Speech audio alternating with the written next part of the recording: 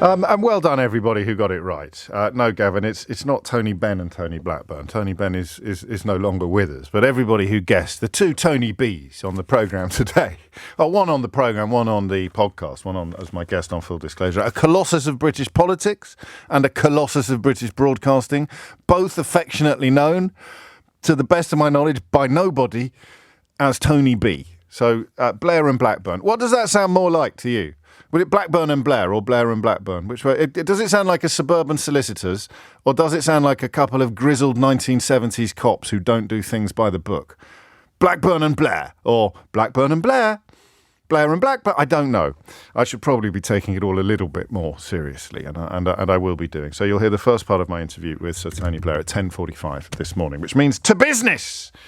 I did it again yesterday, by the way. I was talking to the Deputy Prime Minister, Angela Rayner, and she said something sufficiently newsworthy for the Daily Mail, no less, to have filleted elements of our interview yesterday. But I'm not sure I noticed at the time. Did you notice at the time? It was actually a poignant moment because it echoed something that James in Sidcup said to me on Wednesday. And part of the reason I don't get as excited as some people do about interviews with big names is that I genuinely believe that my callers on a good day will be at least as, if not much more interesting than professionals who are often very guarded and very defensive. And James in Sidcup has a long history of working in the housing sector, has educated us many times over the years and became a particularly valuable contributor to the programme in the immediate aftermath of Grenfell. And I think it was James who used the phrase loser housing on Wednesday morning, and it's really stuck with me. In fact, there's a story in today's newspapers which speaks to precisely the same principle. It describes some social housing landlords as still treating tenants like children and behaving in the same adversarial and defensive way as the Grenfell Tower landlord did. And this is according to the government-appointed social housing ombudsman.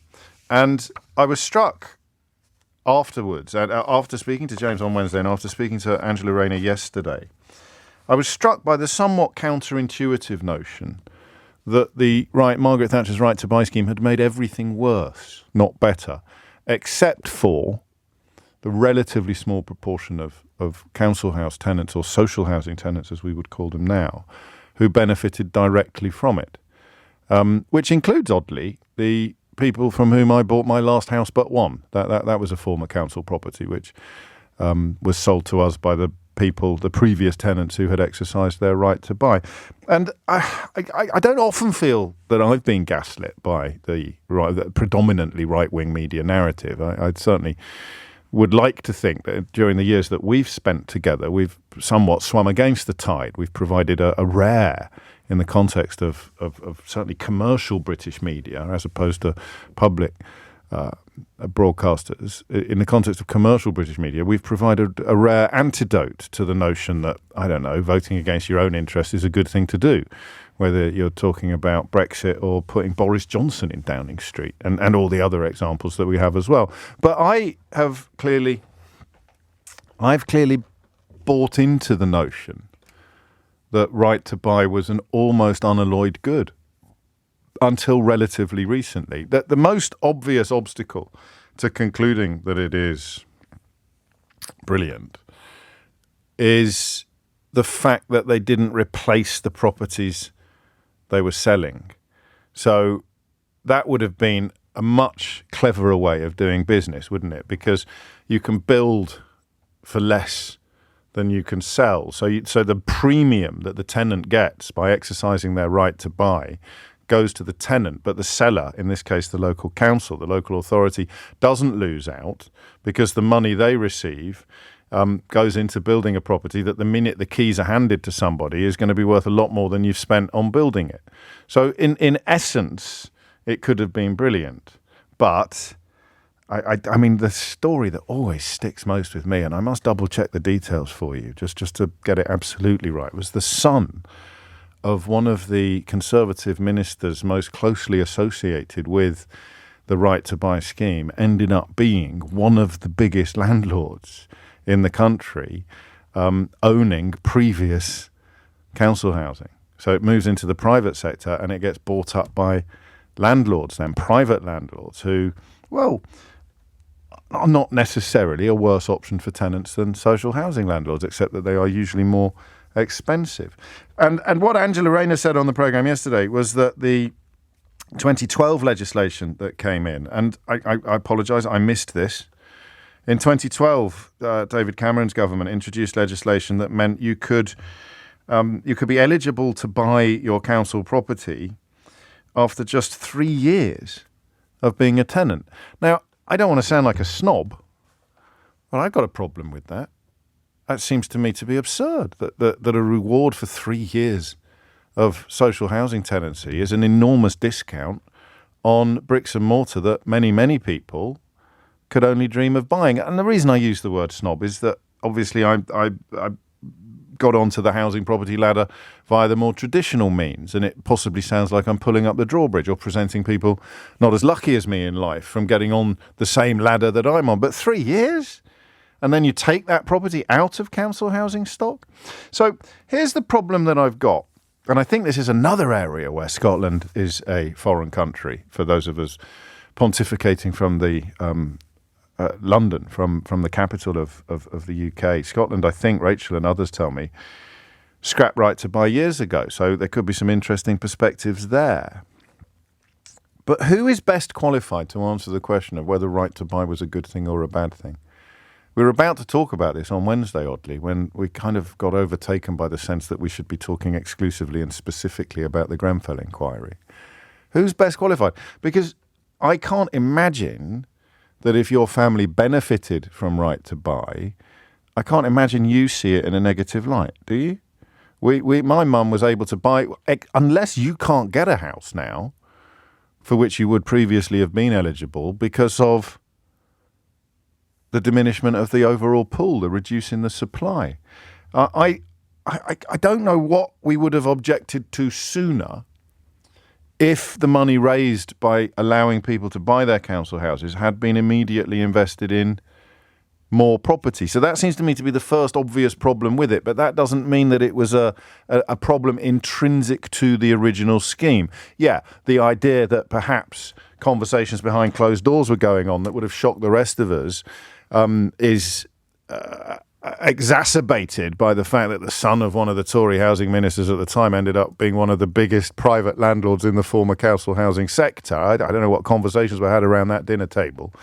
But who is best placed to say whether it is an objectively good or an objectively bad idea? I don't think it's the people that benefited from it. And I don't think it's the people who are perhaps jealous, if that's the right word to use, the people who could never quite earn enough or scrape enough together to upgrade, if you like, from tenant to mortgage holder, which leaves the rest of us, doesn't it? It leaves the rest of us to judge, possibly the neighbours. I'm conscious of not wanting to sound insulated or detached from reality. But do you know what for most people who didn't live on council estates, do you know what the first indication was of right to buy? Can you remember what the first indication was? And this may not have applied on all estates in all parts of the country, but in my where I grew up, this was very much the case. Is that it became immediately clear who had exercised their right to buy because they were allowed to exercise more agency over their home. They were allowed perhaps to build a porch or even, I think in some cases, to change the front door because the council would take responsibility for communal projects like painting. The privately owned properties, the properties where the tenants had bought their homes, became immediately distinctive because of the fact that the tenants would do more to them. Not take more pride in them, because this is about infrastructural change rather than cosmetic change, but they could do more to them. And that distinction between infrastructure and cosmetics is fascinating to me. I really do, as you have probably already established, need your help on this one, because it's a world about which I know very little, except that it would be very easy for someone as middle class as me to wade in my size 10s and cause offence unintentionally to people from a different background. And as you know, I do not like causing offence unintentionally. I enjoy few things more than causing offence intentionally, although I don't do that as much as I used to. I don't want to do it unintentionally. So the notion I have of pride in your home changes with right to buy when you introduce the phrase loser housing. If the perception of the community, if the perception of society became that the people who'd exercised their right to buy somehow elevated themselves above everybody else, their former neighbours, their friends, their neighbours, their current neighbours. And that, I think, was intrinsic to Thatcher's project, wasn't it? You know, if the people who exercised right to buy were the winners, what did that make the people who didn't? And that's why the phrase from Wednesday morning about loser housing as an explanation for why the TMO, the Tenants Management Organisation at Grenfell Tower, could treat people like Edward Daffon and his neighbours with such abject contempt and derision, even as they warned that tragedy was imminent and possibly inevitable. The fact that there was a perception of people still living in social housing being losers becomes an incredibly difficult idea to process, right? So is it true? Did right to buy create hierarchies in the United Kingdom that somehow rendered not just the residents of Grenfell Tower, that somehow rendered social housing tenants who hadn't bought their homes third-class citizens? So your first-class citizen, well, I suppose your first-class citizen is someone living in several castles with no mortgages at all. But let's just, speaking generally, you've got your homeowner in the private sector, then you've got your homeowner in the formerly public sector, and then you've got your tenant in the public sector. I don't know where the tenant in the private sector sits now, but you're much more likely to be a tenant in the private sector than you would have been previously, because an awful lot of the property that used to be in the public sector has become private sector tenancies. Landlords have bought up these properties. So I like the question of whether it was a good thing or a bad thing. But I recognise that personal experience is going to be a huge driver of conclusions on that one. So if you don't have any skin in the game, but you do have an understanding of the issues, I think perhaps you are at a premium this morning. I'd be particularly interested in hearing from you. Right to buy, good or bad, 0345 6060 I don't at the moment see how anyone except the Daily Mail could object to Angela Rayner's suggestion that you should be a tenant for a lot more than 3 years before you get the chance to snap it up at a discount, which of course is a scheme she took advantage of, but after much more than 3 years. 0345 6060 And I choose my words carefully for reasons that I've explained to you. Would you care to talk to me this morning about feeling like a third-class citizen as a consequence of right to buy? How contemptuous is the treatment you receive from your landlord, from your TMO? If the Social Housing Ombudsman, 7 years after Grenfell Tower, is describing landlords as still treating tenants like children and still being adversarial and defensive, I want two things from you. I want experiences. I want to know what that was like. But do you know what else I want? I want to know why. Why and how did structures designed to look after tenants come to a place where they looked upon the tenants as their enemies, or they looked upon their tenants as forces to be controlled, problems to be subdued, rather than people to be looked after? I have a naive historical view of council housing as a wonderful, essentially quite socialist contribution to our society. And of course, people persuaded that socialist is a dirty word should immediately refuse ever to access either the welfare state or the National Health Service. And while we're at it, probably give up your right to be defended by our army.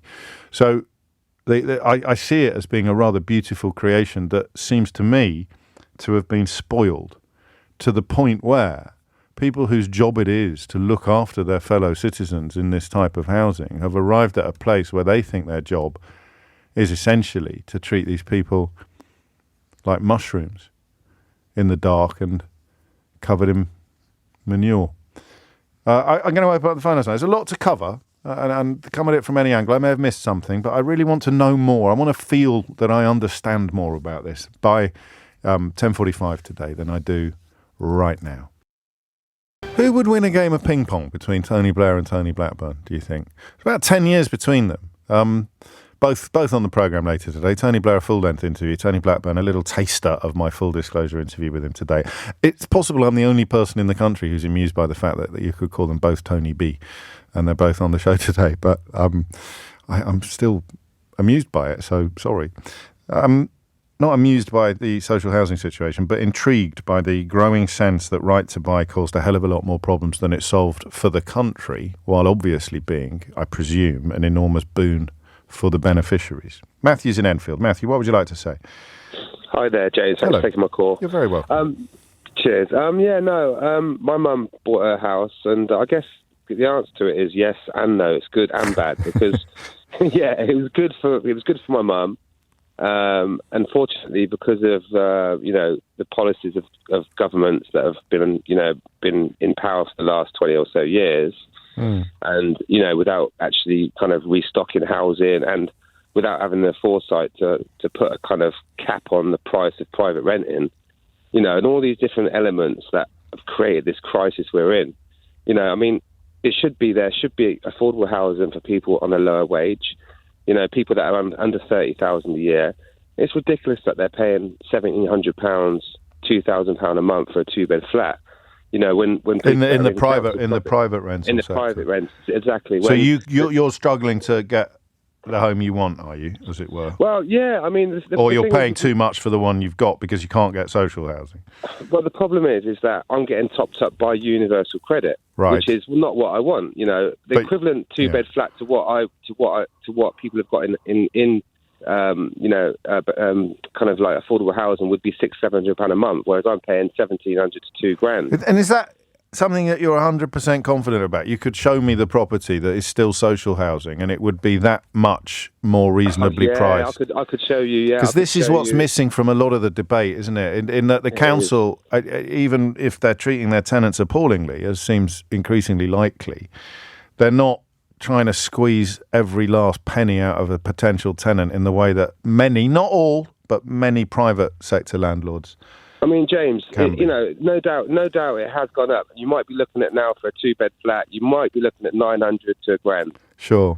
But still, on an average wage, taking home, say, £2,300 a month, if you're paying at 900 to £1,000 a month, you can afford to still pay your bills, and you can afford not to get handouts from the government. So, whereas I'm getting a top up. Whereas I'm getting a top up from the government. Whereas I don't want that. I would prefer to be in affordable housing, which suits my economic status. That's fascinating. And so the reduction in affordable, let's call it social housing, otherwise it gets confusing.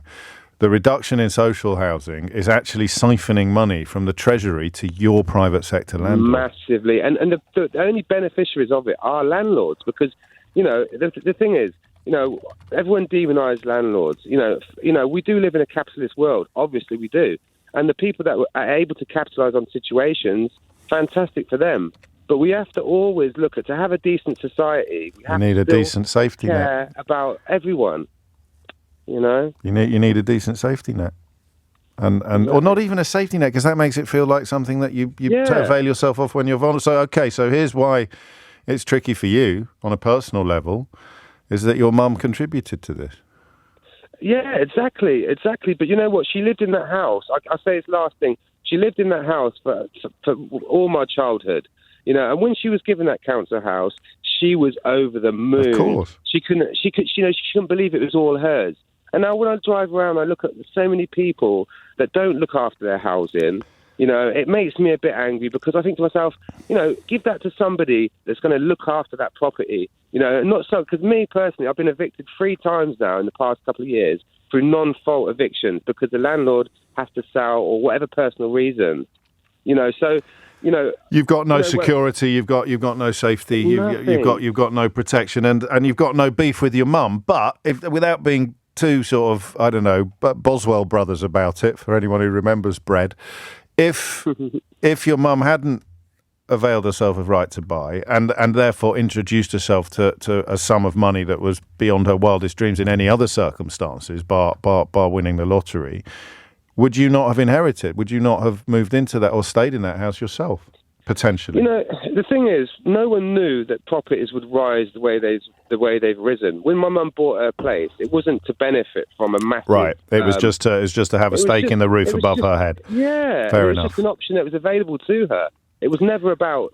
Yeah. So it's right to buy multiplied by our exponential housing market, and that, of course, driven by low supply.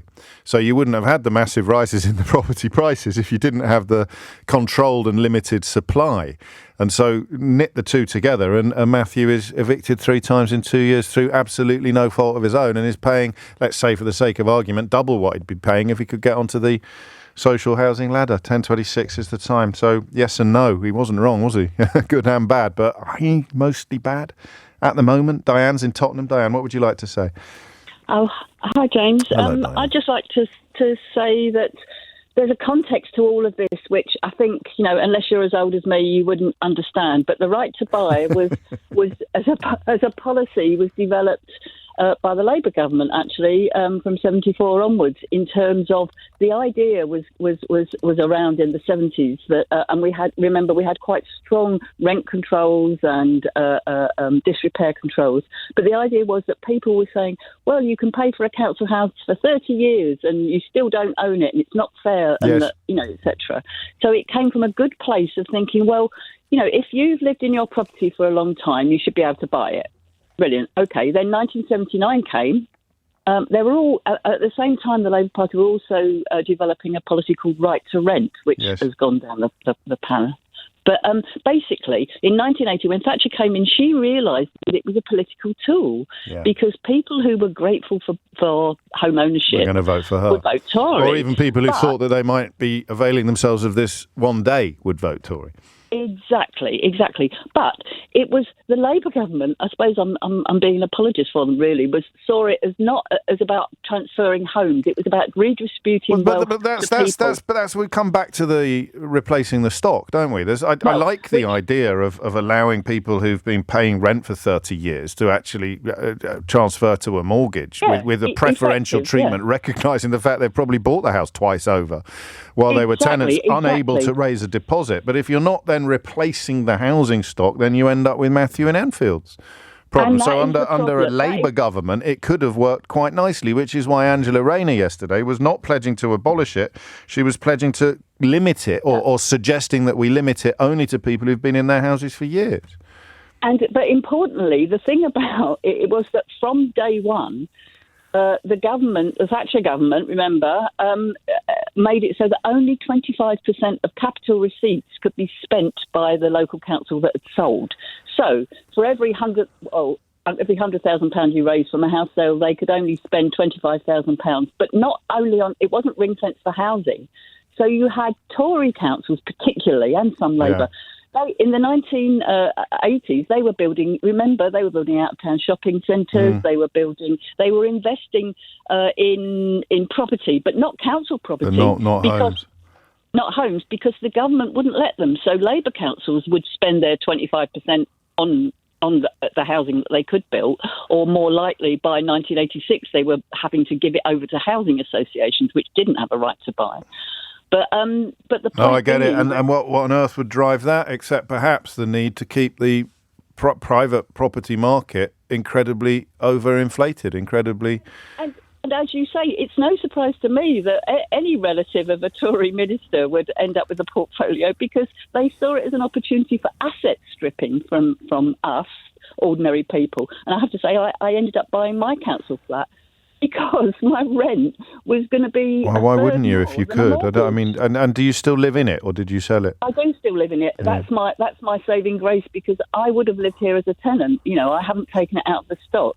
So I haven't got details beyond 2013 when the Daily Mirror looked into it, but in 2013, and I can't imagine this has come down, a third of ex-council homes sold in the 1980s were now owned by private landlords. Oh, absolutely. And the resale of council houses kept me in work for a long time, actually, as well, because I used to work in university teaching housing professionals, but which is also brought me on to your other point about people say... I'm late for the news. Make it snappy, Diane. Sorry.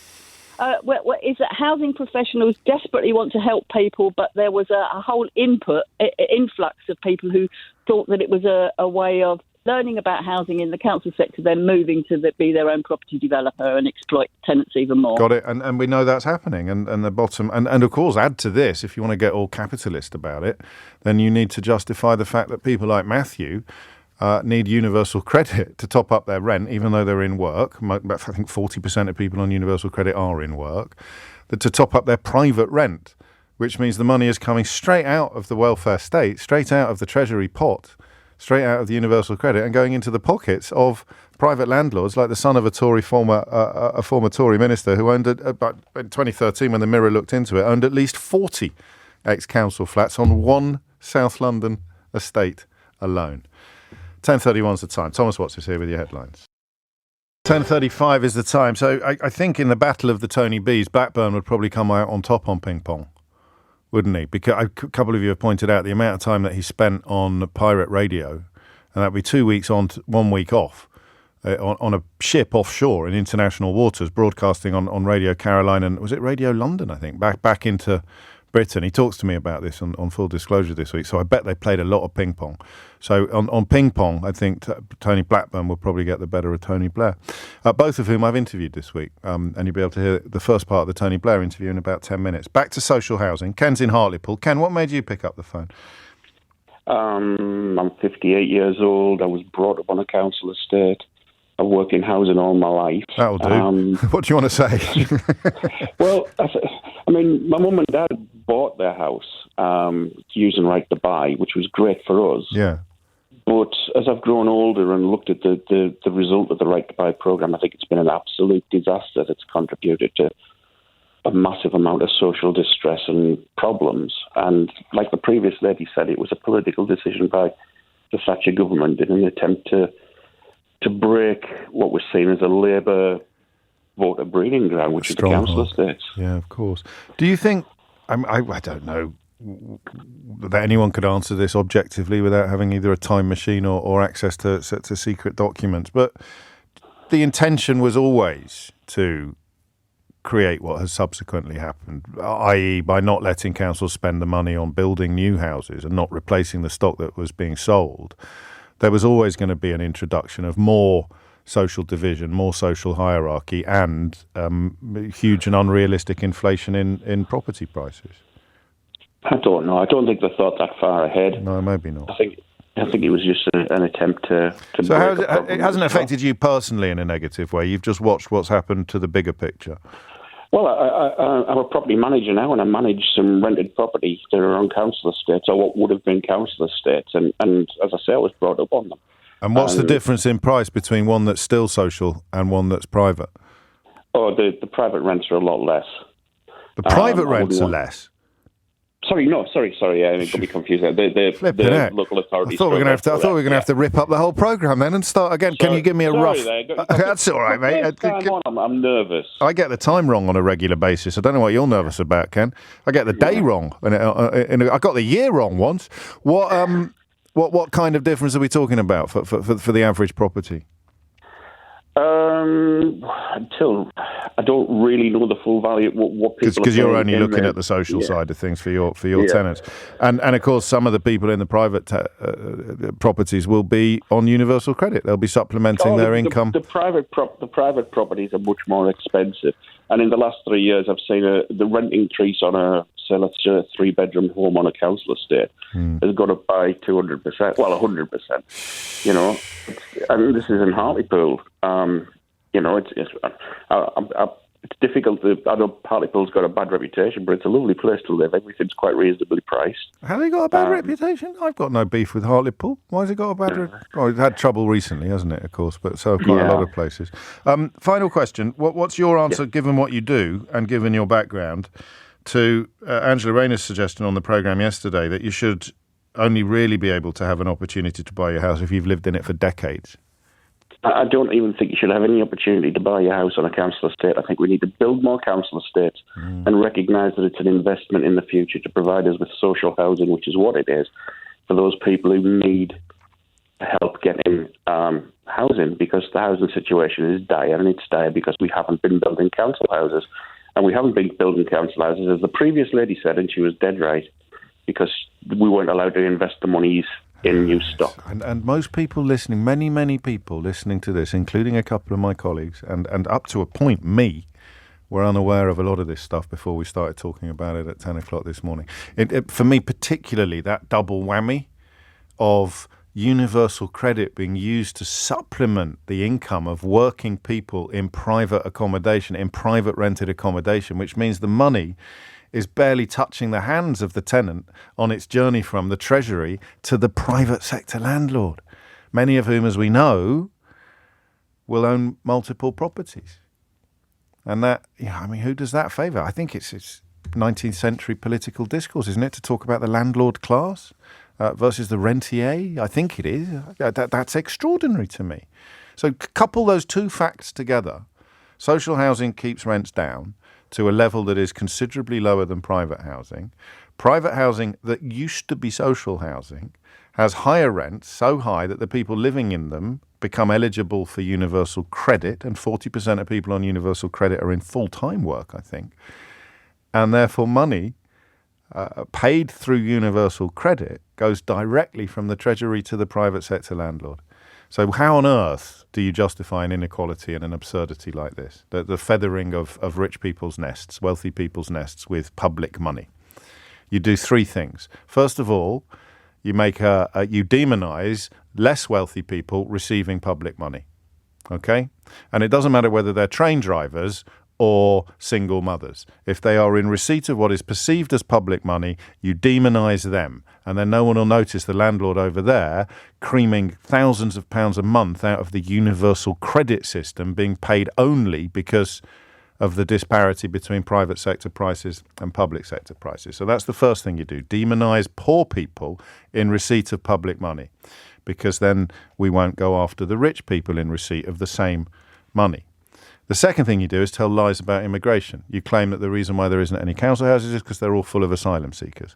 I hesitate to encourage you to have a look at YouTube for the kind of lies surrounding this issue.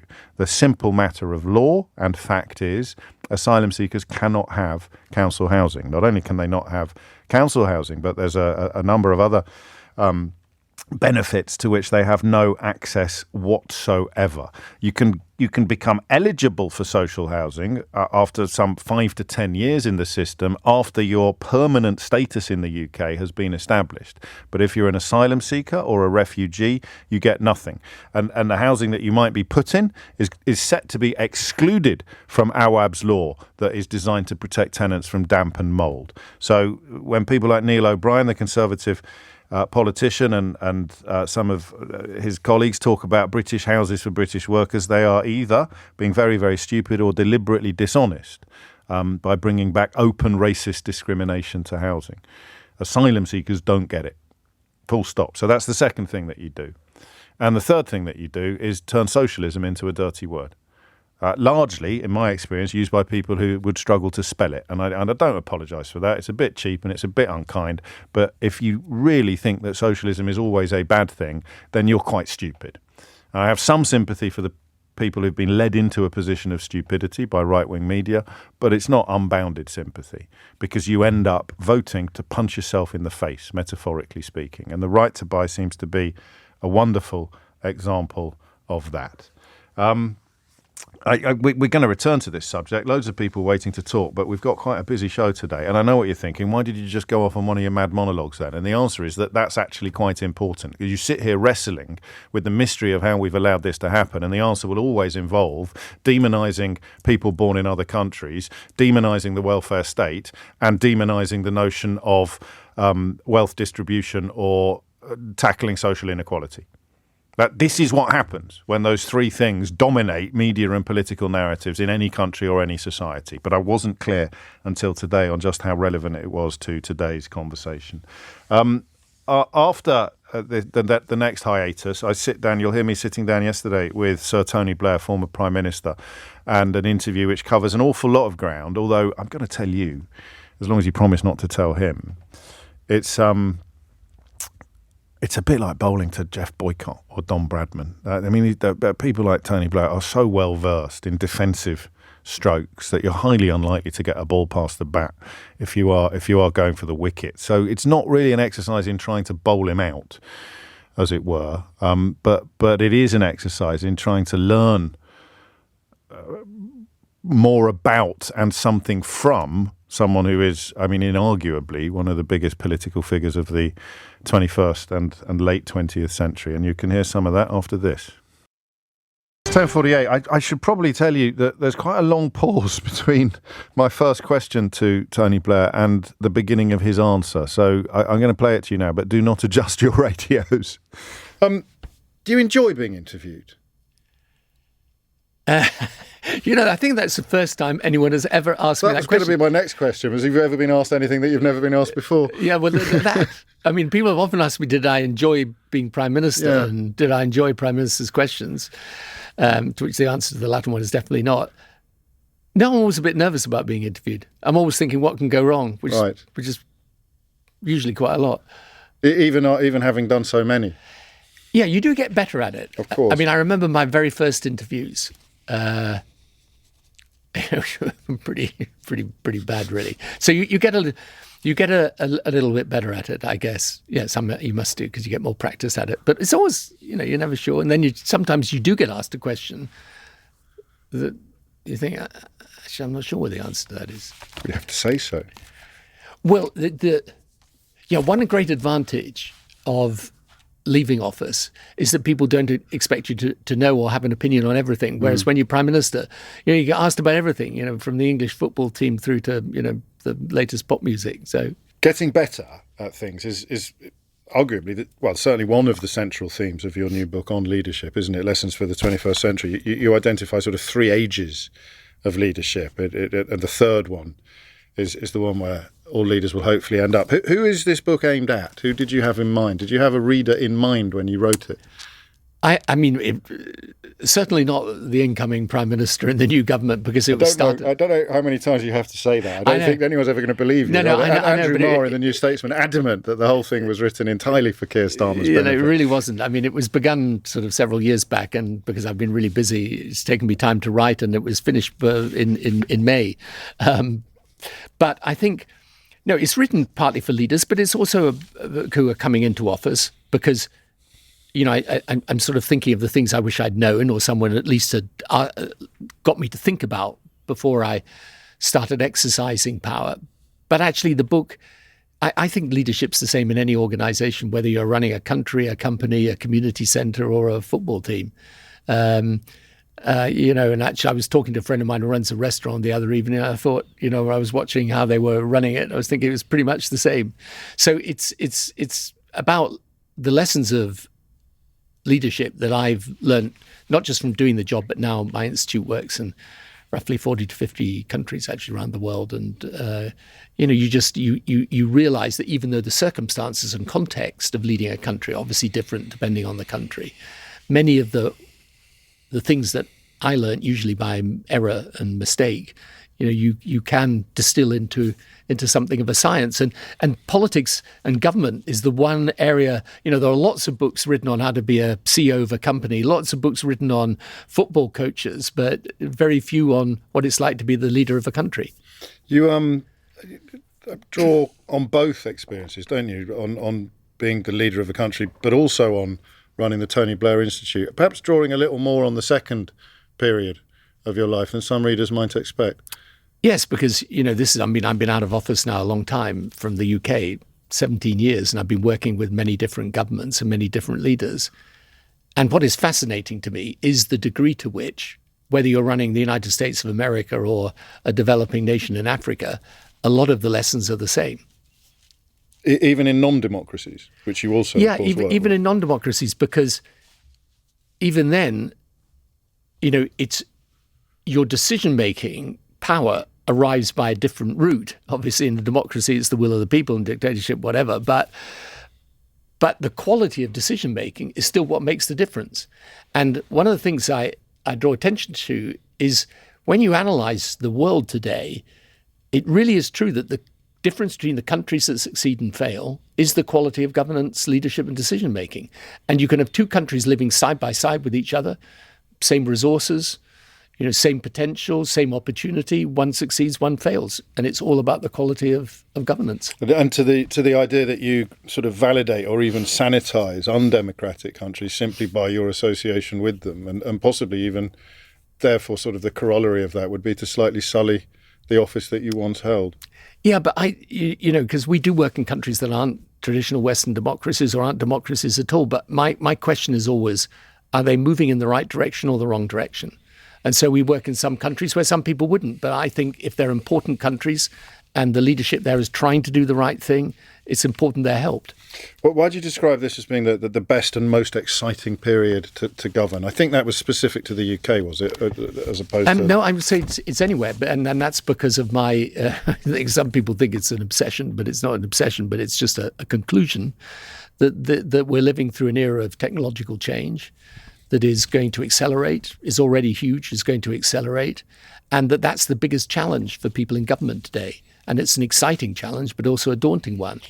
It's not a position that's shared by many prominent politicians at the moment. That's perhaps why they tease you a bit about, and you've used that word obsession. We're talking about AI for people, largely about AI for people who haven't perhaps followed things as closely. When did you feel your sort of evangelical zeal kicking in? When did you first sort of think, crikey, the scale of this thing is close to unprecedented? It's industrial revolution levels of change.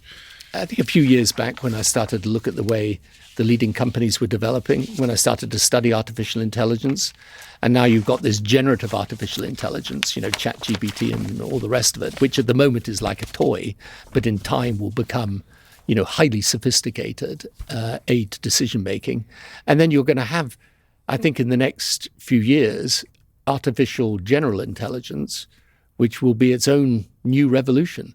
And one of the things that is relevant specifically to Britain is that Britain's got a very strong position in this. After America and China, potentially Britain is the third leading country in the world on technology. But we've got to keep our position and build it, because that is the economic future for Britain. I've got absolutely no doubt about that part of it at all. And a lot of these new technologies, for example, in life sciences and in medicine, are going to allow us to do things we've never even imagined before. I should stress, or one of us should stress, that the whole book's not about that. It's an important theme in the book, but only one part of it.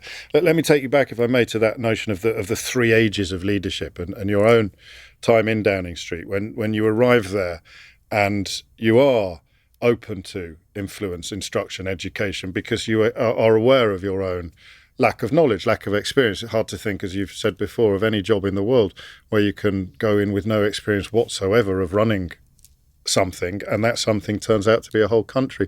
I did think, reading some of that, about two recent incumbents, about possibly Boris Johnson, well, definitely Boris Johnson and possibly Liz Truss, who are kind of possibly exceptions to the rule that you described when they arrived in Downing Street. Yeah, I mean, look, yes, but part of the old Prime Minister's club is that you try not to spend too much time attacking your predecessors. Sure, but we have to use examples to examine the thesis. But I think, look, I think there are a lot of reasons why things were difficult for both of them. But when I set out these three stages of leadership, I guess I was going more by my experience more generally. And I do think, because I think this is also, you can apply this to life as well. There is this first stage where you know you're ignorant and are prepared to listen. There is then a second stage where, if you're not careful, you kind of think you know it all and therefore don't need to listen. And the third stage, which, as I say, is the sort of nirvana of politics, is when you usually, by experience and humility, realize, no, there are things I know and there are things I don't know, and I should carry on listening. Do you know at the time which age you're in? You don't, do you? No, it's a very good point, and you don't. But but you do in retrospect. So when do you think your third age started? I think towards the end of my time. That's too vague, isn't it? More specifically, if you could. No, I think after. Look. I'm kind of exaggerating to make a point. Of course, yes. You always carry on listening, but I think after my first term in domestic policy, I did a real rethink, and This is why I restructured Downing Street and introduced things like the delivery unit so that we could implement much better structural reform in health and education and law and order particularly, and did a lot more strategic thinking and going out and listening to people who were engaged in the front line. I think post 9/11, when we were taking military action in Afghanistan and Iraq, and I say in the book, and I mean that even though I will strongly defend the decision to be with America in that period and to take that action, I still think that you got to acknowledge in retrospect that there wasn't a sufficient acceptance of the nature of the terrain into which you were going and the context in which you were operating. And those are things that you, by experience over time, you realize, always approach every problem thinking of the very worst that could happen and delving deep before you go in deep. That's the ultimate irony then, is that the time at which you're best qualified for the job is the time at which the finish line is closest. Yes, it is. As I say, you could the paradox is you begin at your most popular and least capable, and you end at your most capable and least popular, or at least that was probably my case. And I was struck not just by what you've written, but also I think by one of the interviews you've given, by the honesty about unfinished business, about a feeling that you left against your will. I mean, that's what the history books tell us, but I don't know that I'd seen you looking quite so vulnerable about it before. Yeah, I mean, look, in one sense, you could say I was one of the few people that chose a point of departure. True. But that was because I could feel the walls closing in, and thought it's really, if I had stayed, it would have been a huge fight and struggle, and I don't think that would have helped the country. But yeah, I guess whenever you leave, there's going to be a sense of unfinished business. But I think over time you get the maturity to realize the job's never done. So there's never going to be a time that you're going to leave and think, I did everything I wanted. You are listening to James O'Brien on LBC, interviewing the former Prime Minister there. If you didn't recognise his voice and you tuned in halfway through, that was Sir Tony Blair, not Tony Blackburn, who I've also interviewed this week, and I'll be playing you a little clip of that later in the programme. But there is another chunk of the former Prime Minister, which I'll start playing to you at about 11:45 today, where we move into some rather more current territory with regard to Elon Musk and Twitter, social media, and of course his successor in Downing Street, Keir Starmer. In the next hour, there's quite a few stories which are all part perhaps of a similar theme, about body image, about food, and about what role the state should have in looking after those of us exposed to those problems. It's 4 minutes after 11. Everyone's a critic. I like this from Rob. I'm nowhere near a fan of Tony Blair, James, but compared to the shower of shocking amounts of sewage that we've endured over the last 14 years, what an intellect. Jerry goes in a slightly different direction. Why the hell have you got that B-word Tory Blair on your show? Who will be next? Pol Pot. So all human life is here. And indeed, the second half of that interview will be here at 11:45. Listen, this is a funny one, really.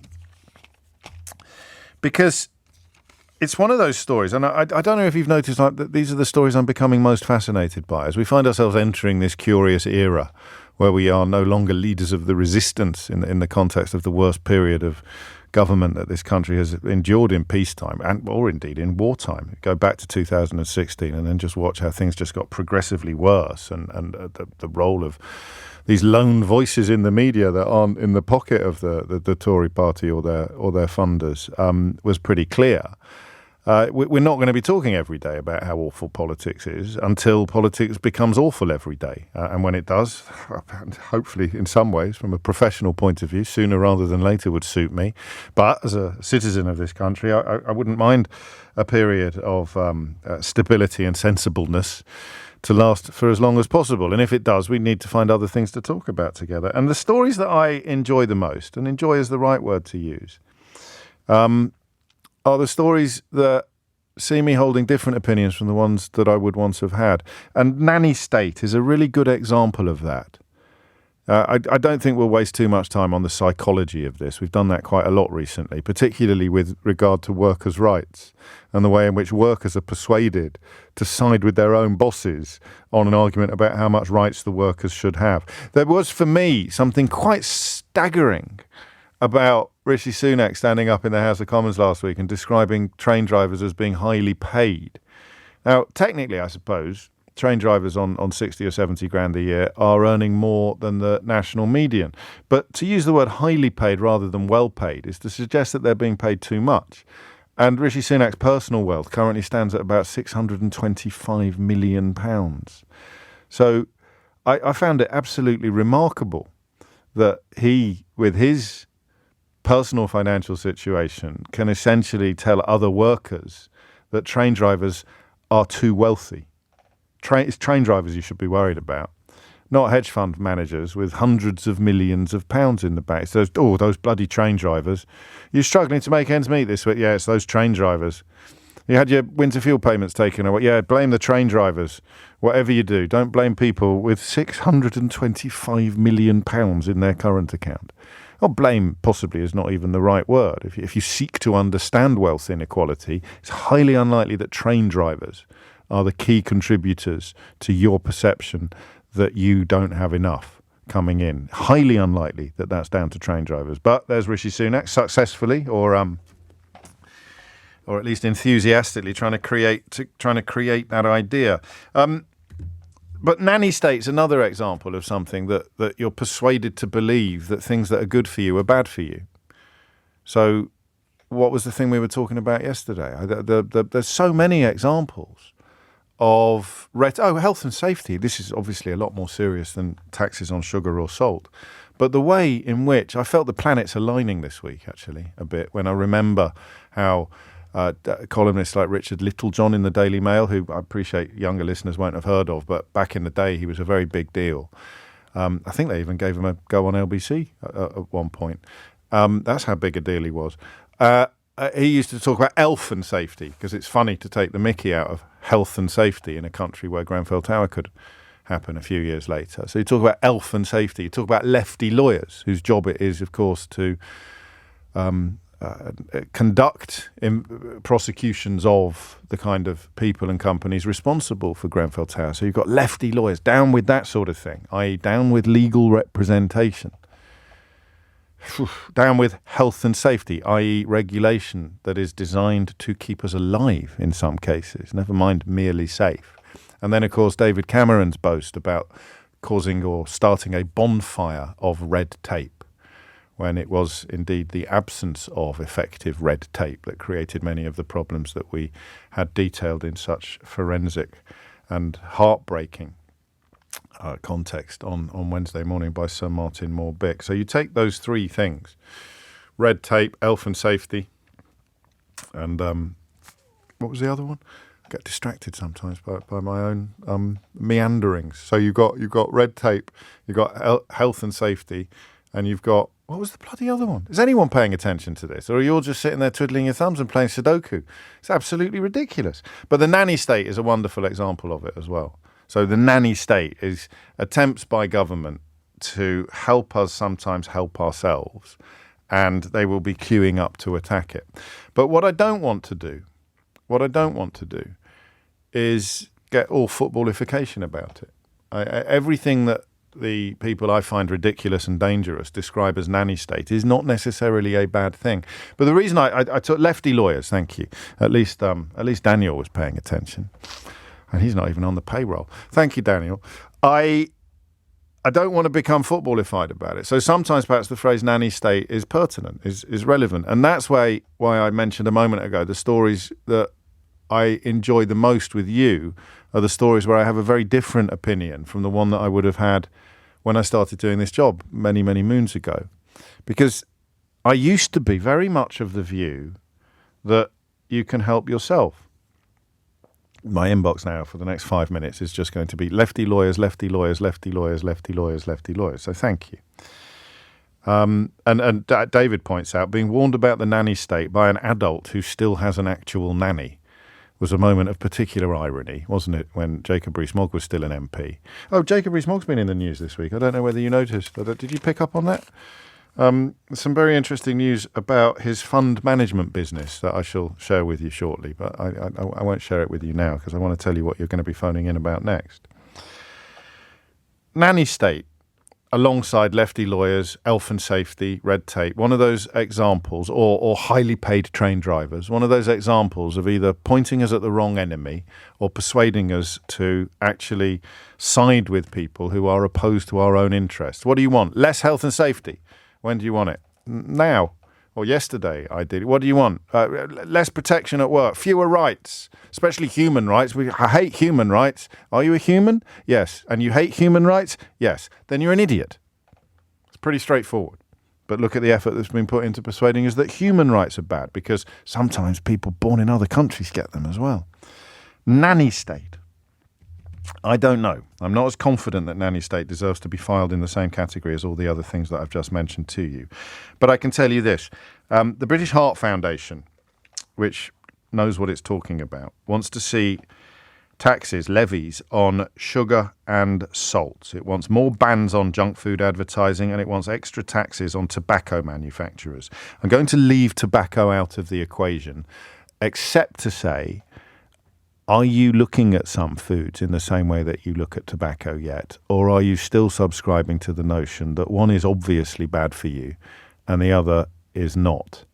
Food, because food sustains us, because food keeps us alive, because all things are good in moderation, is a phrase by which many of us have lived. The notion that some foods are as bad as tobacco, I don't think has landed successfully with the British public.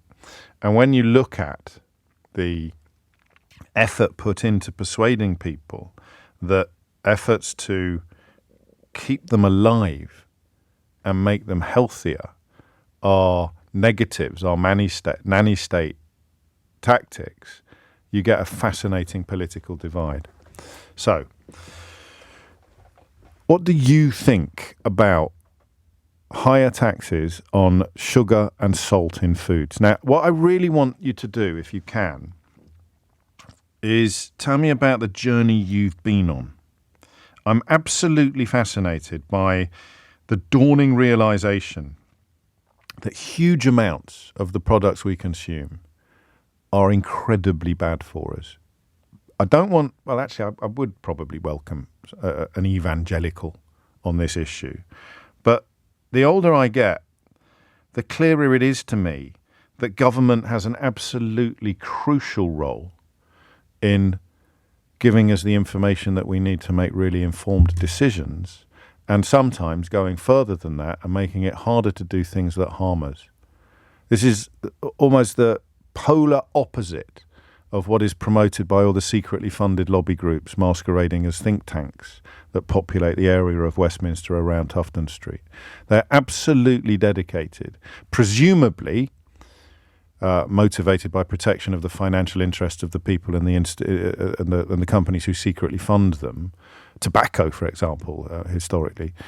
But presumably motivated by protecting the financial interests of their secret donors. They are passionately and violently opposed to the idea that the government has any role, really, at all, in moulding our choices, making it harder for us to do things that harm us. And of all the things I've changed my mind about over the years, this is one of the biggest. I haven't read all of Ultra Processed People yet, Roddy, but largely because it kept me off the number one spot in the Sunday Times charts, and nothing keeps you warm at night more than a carefully nurtured grudge. But it is clearly a brilliant book. I've read bits of it. And that's not the reason why I haven't read it. Obviously, I'm too busy reading my historical crime fiction. But that's a real eye-opener. The bottom line is that if we keep consuming sugar, salt, and to a lesser extent fat on the scale that we currently do, it is going to cost all of us unconscionable fortunes in the future, whether we get ill or not, because we will be funding the NHS that looks after everybody. So what I want to know is, I've got 3 questions for you. Pay attention. This is important. I've got 3 questions for you this hour. The first is your straight gut shot reaction to the idea of higher taxes on sugar and salt, and why. Okay, so 0345 6060 973. Second one is your personal journey, your transformation, your discovery or realization that a lot of the stuff that you ate and drank was incredibly bad for you. I always think of the single mother, and I'm sorry to go all sort of poetic or Hovis advert on you, but I always think of a single mother who is not exposed to a lot of public information. She is, however, exposed to advertising. And she's wheeling her baby home from the bus stop. And they go past, say, 6 billboards, of which 4 have got adverts for fizzy drinks or fast food. Now, how, genuine question, huge question, how on earth can that young woman avoid the conclusion that this bright, heavily advertised, ubiquitous product is really bad for her child, except in considerable moderation? How do you reach her with the news that she shouldn't be giving her children salted chips from the local fast food joint? How do you reach her with the information that the amount of sugar in the fizzy drinks that she thinks are just sort of like carbonated fruit juice is incredibly dangerous and incredibly difficult? How do you teach her that if she feeds her children an almost unleavened diet of the stuff on the billboards, they will suffer from obesity, they'll probably grow up with diabetes, they'll have all manner of health problems that the whole of society then has to deal with? And don't forget, the people funding the lobby groups that call themselves think tanks are also constantly agitating for themselves to pay less tax. So who the hell do you think is going to have to pay the tax to keep the NHS afloat if we're raising generations and generations of children who are being not quite poisoned, but rendered unnecessarily unhealthy by the environment around them? So, if you're minded to ring in and tell me that you hate sugar and salt taxes, the second question is, how do you tell that young woman, how do you reach that young woman? How do you keep this food out of her child's mouth? 0345 6060 973. Because what they try to do with the debate is deny that the food is bad, or the sugar tax worked on fizzy drinks, it worked really well. So now you start talking about the artificial sweeteners that have come in place and the potential health negatives of that. What you don't do is say, well, let's start campaigning to get rid of some of the artificial sweeteners as well if they're that bad. So how do you keep sugar and salt, processed foods, out of the mouths of children without making it harder for adults to buy them? Hit the numbers now, you will get through. 0345 6060 973. And how bad is Britain? This is another question that I'm asking more and more, isn't it? How bad is Britain? What is Britain like, particularly when it comes to the stuff we're putting in our children's mouths? What is the United Kingdom like compared to another country that you're familiar with? Because I still reel at the sight of the picture that you sent to me of your child's school dinner plan in France compared to what happens here. And if there's time and space, we may get onto questions like, why is it so bad here compared to other countries? It's probably because we're a little satellite of America, and because we've allowed our media to be infiltrated by these secretly funded ghouls and vampires who will no doubt be popping up on LBC before the end of next week. It's 11:19. It's 11:22, and I suppose we also want to know, how do you push back against? So it's there, Daily Telegraph, nanny state headline. What does nanny state mean? People will be looked after. Well, I don't need I am interested in the psychology, I suppose. Where does it? I don't need looking after. Therefore, nobody else should be looked. What is that about? I don't know if we'll have time to dig into that today, but we certainly will one day. Gemma is in Weston-super-Mare. Gemma, what would you like to say? Hi, James. Hello, Gemma. I've got to say, they're first-time caller, well done, long-time listener. Well played. Welcome aboard. So what I noticed, so I've got 2 children, one 14, one 16, is just the portion sizes. So I would sort of go into a garage and have a little mini pack of buttons, but they buy like a treat bag size of buttons or a share bag, and they think that's a portion. Yeah, so they'll go and scoff the whole lot. Sorry, children, if you're listening. And they think that's sort of appropriate. And then they'll come back to me and say, well, it was cheaper or it's 10p more to buy the and they're right. bag. They're right. I can feel my anecdote about Bangkok Airport bubbling up in the background, but I won't interrupt you with it. What's their understanding of the health element of this conversation? Because what have you got in that? You've got sugar, you've got salt, you've got fat. Well, do you know what? We, in our local chemist, I think they've taken it down now, but what they did is they had a brilliant sort of visual demo of how much sugar, say, was in like a I remember corner that. pot of yogurt and all that kind of stuff. And you could actually see how much sugar was in each thing. But that doesn't matter if you've not got an intrinsic understanding that sugar is a bad thing, and we don't have that. I don't know if we have it in other countries. We used to sprinkle it on our breakfast cereal. Sugar, if someone said to you, sugar and nicotine, which is worse? No, I mean, people would think you were mad even for putting them on the same page. So I used to love those pictures. We used to do it with fizzy drinks as well, and the number of teaspoons of sugar in Coca-Cola. Yeah. But I was thinking about it the other day, and if you don't have like an innate understanding of how much damage sugar can do, those pictures are fairly pointless. I know. I think it's like an education thing. They just need to tell them, about the multitude of But that's nanny things that state. Sugar core. Nanny state. And what about higher taxes? Would it put, because you've just actually proved the point, really, when your children say, well, it's only 10p more, so make it £2 more, and they won't buy it. Yeah, exactly. Yeah, I think that might be it, because, I mean, I don't know if you do the same thing, but you go into a shop and you've got an armful of stuff, and they ask if you want to carry a bag for 5p, and you're like, no, and then drop it all the way out the shop, But if they were to, I think if it was made stupidly more expensive, proportionally. Just noticeably more expensive, then you've got the problem of discriminating against people with less money, I suppose. But the general good of the population is more important, perhaps.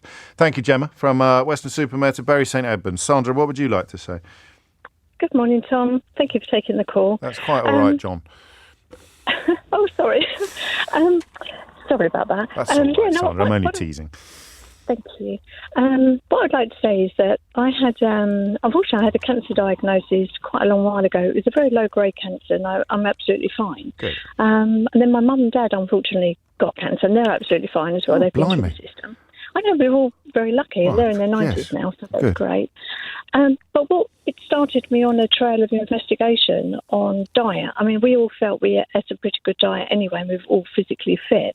But the sugar and the salt kept coming up on my research on how bad sugar is for people in general, mental health, just everything, obviously the obesity. When I used to go shopping, I used to struggle because I used to feel that 85% of what's been sold in the supermarkets, as far as I was concerned, was inedible, processed, chemical laden. You go in the So where were you getting the information from? Partly as a consequence of your diagnosis, you started looking a lot more deeply into Absolutely. And where did you look? Where did you find the information that you needed? I started to buy books, and then obviously you can Google. It's quite straightforward. Everyone, and this is one of the problems that is a bit of a bugbear, that people, especially young people, spend, I would say, a huge amount of time on their phones. Even you go down the road and people walk along with a child. Not just young people, we all do that, Sandra. Guilty, I'm afraid. I can't blame it all on the youth. No, we're all the same. But what I'm saying is, when you say, where are we going to get the information from? People do spend an awful lot of time on their phones. So get it in there, get adverts in there, get public information adverts. And what change did you notice in yourself when you got a handle on all this stuff? Because I think what I'm talking about is the more I think about it, the more insidious it becomes. Because we all know what we think is the really bad stuff, but it's the stuff we don't know is bad stuff that is the really bad stuff, isn't it? That's the problem. So what difference? Right. What difference did it make to you when you really got a handle on it all? Well, it was the stuff that was advertised as actually very good for you. Yes. Like vegan food. People think, I'm a vegan, I'll eat vegan processed food, but it's full of salt and sugar and salt, just to improve the flavour, because obviously it's devoid of any flavour sometimes. And when you actually start to look at the actual breakdown of what's on the back of there's sometimes 15 different ingredients in a piece of, like, in a processed piece of chicken. Yes. Well, I don't touch anything that's got more than 3 ingredients in. But is that a genuine rule that you live by? Yeah. So I was buying almond milk yesterday for one of my children. Ooh, don't do that. No, wait. And I looked at the ingredients. I've downloaded an app actually that looks at stuff, and the first ones that I looked at were full of stabilizers and gum, and then I found an organic one that literally only had 3 ingredients in it. Now it had a pinch of salt in it because otherwise it would be very, very bland. But that's what you're talking about. So there are 5 different products on the shelf. Some of them have got 10 ingredients, and they're called the same thing. Yeah, exactly. Some of them have got 10 ingredients in, and the one that I went for has got 3, and that's what you've discovered. Absolutely, and I probably have a similar app on my phone as well, and I literally scan every barcode. But sometimes it's really annoying, isn't it? Because you think, oh, this will be all right, I'll just check, and then it comes up poor. Yeah, scores, you're in the red, and it's literally awful. I do it all with skin products, but going back to the almond milk, I make my own, so it's just nuts and water, and it's really simple. You just literally grind up your nuts and add the water and everything. Yeah, I know. But the thing is, you can make educated choices. You don't have to be yeah, but only if you've got the information, or if you've got the mindset, which you clearly have, and the time and the space to make the information, to search it out for yourself, which is why this phrase nanny state, the more we talk about it, the more you wonder whether it's the worst of them all. We should keep a glossary, shouldn't we? Phrases designed to make us act against our own interests. Uh-oh. That was the beginning of an idea for a new book. And I don't want to write a new book. It is, isn't it? How they make you act against your own interests. So, health and safety, lefty lawyers, nanny state. When what we're actually describing is giving people the information and the help that they need to look after themselves better. Thank you, Sandra. Tom will be with you at 4:00 today, I believe, on LBC. But Thomas Watts is with you now with the headlines. 11:33 is the time. It's not a music show, this, obviously, but I do occasionally do requests. So, yeah, I will tell you the app I use. It's called Yuka, Y-U-K-A, and you can scan the barcode of something that you're buying. You don't have to have bought it. You can scan it while you're in the shop to find out where it sits on the processed food scale, how processed it is, and it'll give you ratings of poor, very poor, good, excellent, and sometimes it's really surprising, actually. Sometimes it's really surprising. And the points the last caller was making, or prompted me to make, about how it can be the same product, it have the same name on it, but the 3 or 4 different varieties will have very different ratings on this app because of the ingredients, you see. And actually, non-dairy milk is a really good example of that. Oat milk and almond milk and other things. But for me, I tell you, I was gutted yesterday when my wasabi peas came up as poor. Big fan of wasabi. Do you like wasabi peas? Have you had wasabi peas? Yeah, but wasabi peas are delicious. I don't think they're actually peas, are they? Probably they're chickpeas, I think. No, they're pea peas. Whatever.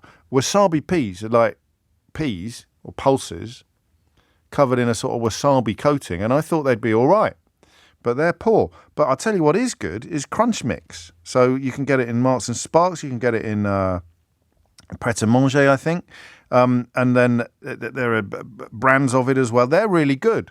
So do you see what I mean? If you're looking for a snack, crisps aren't great, but you need a little bit of help knowing what's good and what isn't good. And better labelling would help. So it's Yuka, Y-U-K-A. Have a look at it. They should put me on flipping commission, shouldn't they, frankly?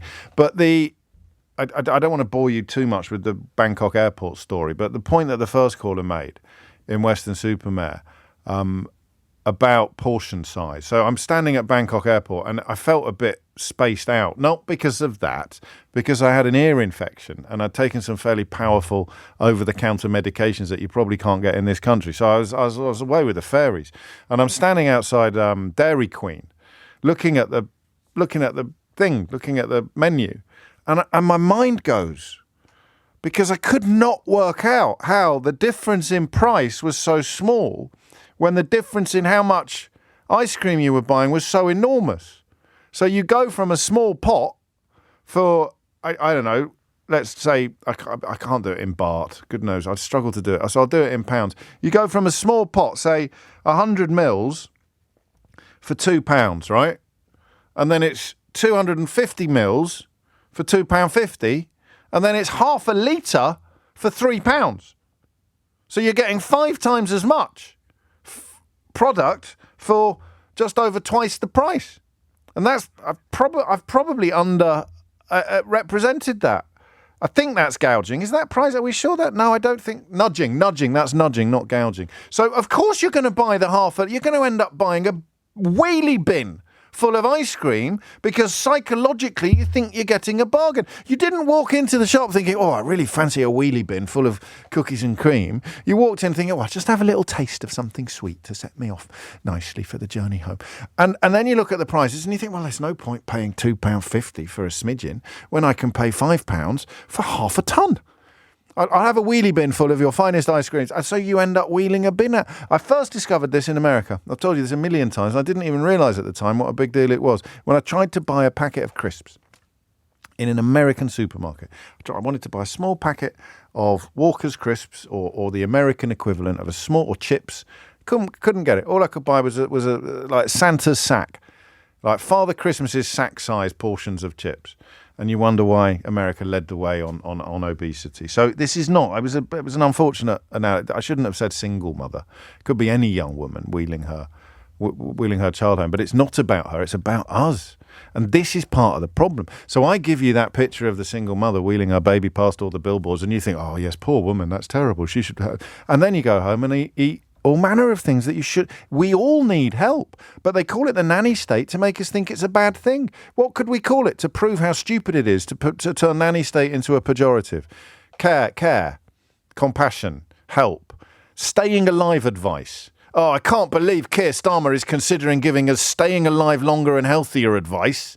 Absolutely bonkers, this story. Probably the biggest story of our age. Leroy's in Ruislip. Leroy, what would you like to say? Hi, James. Always good to speak to you, sir. You're Likewise, well. Yeah, I've gone into schools on numerous occasions and brought in a shake. The shake, 9 out of 10 times, was green. The kids run away from it, and I pour it out into little cups. I say, no, try a bit. They all run a million miles away from it. Then on one occasion, which I'll just to be clear, you are invited into the schools, Leroy. Yeah, no, just climb the fence. Yeah, of course I work with schools. Why not? Yes, I work extensively with schools. And one day, one of the coolest kids in the school said, yeah, I'll try some, sir. Like a real cool kid. Everyone liked him. And he tried the shake and goes, yeah, that's decent. And then everybody wanted some. They all had it, drank it. They goes, yeah, that's really nice, actually. So what is it? And I said, well, there's blueberries in it. There's a little bit of, not cream, what do you call it? Greek yogurt in it. Water, some ice. Some strawberries and some spinach. And they're like, spinach, can't stand spinach. I said, no, hold on a minute. You liked it a minute ago. You love that. You love spinach. You just don't know. It's how it's presented. And then we get through to the kids that way. All of a sudden, the kids are sort of like, yeah, sir, you're bringing that shake in again. And the kids go home and they tell their parents what they want. We also educate kids about diabetes and start telling them that, you Does that work? Because I'm 52. I still have days when I think I'm immortal. So does it, when you're young, does it work when they tell, you tell them they're going to be better at football perhaps or something like that, but can you frighten children with fear of illness? Or persuade? Persuade is a better word. Frighten. I was going to say, don't try and frighten them. I normally start by asking, has anybody here in their family got anyone with diabetes? Oh, great way, there's always a percentage of them that say yes. I say, all right, well, how does that affect your nan, granddad, aunt, dad, whatever it is? Yeah. And then they say this, that and the other. And then everyone's listening because it's with them then. It's like it's a lived experience.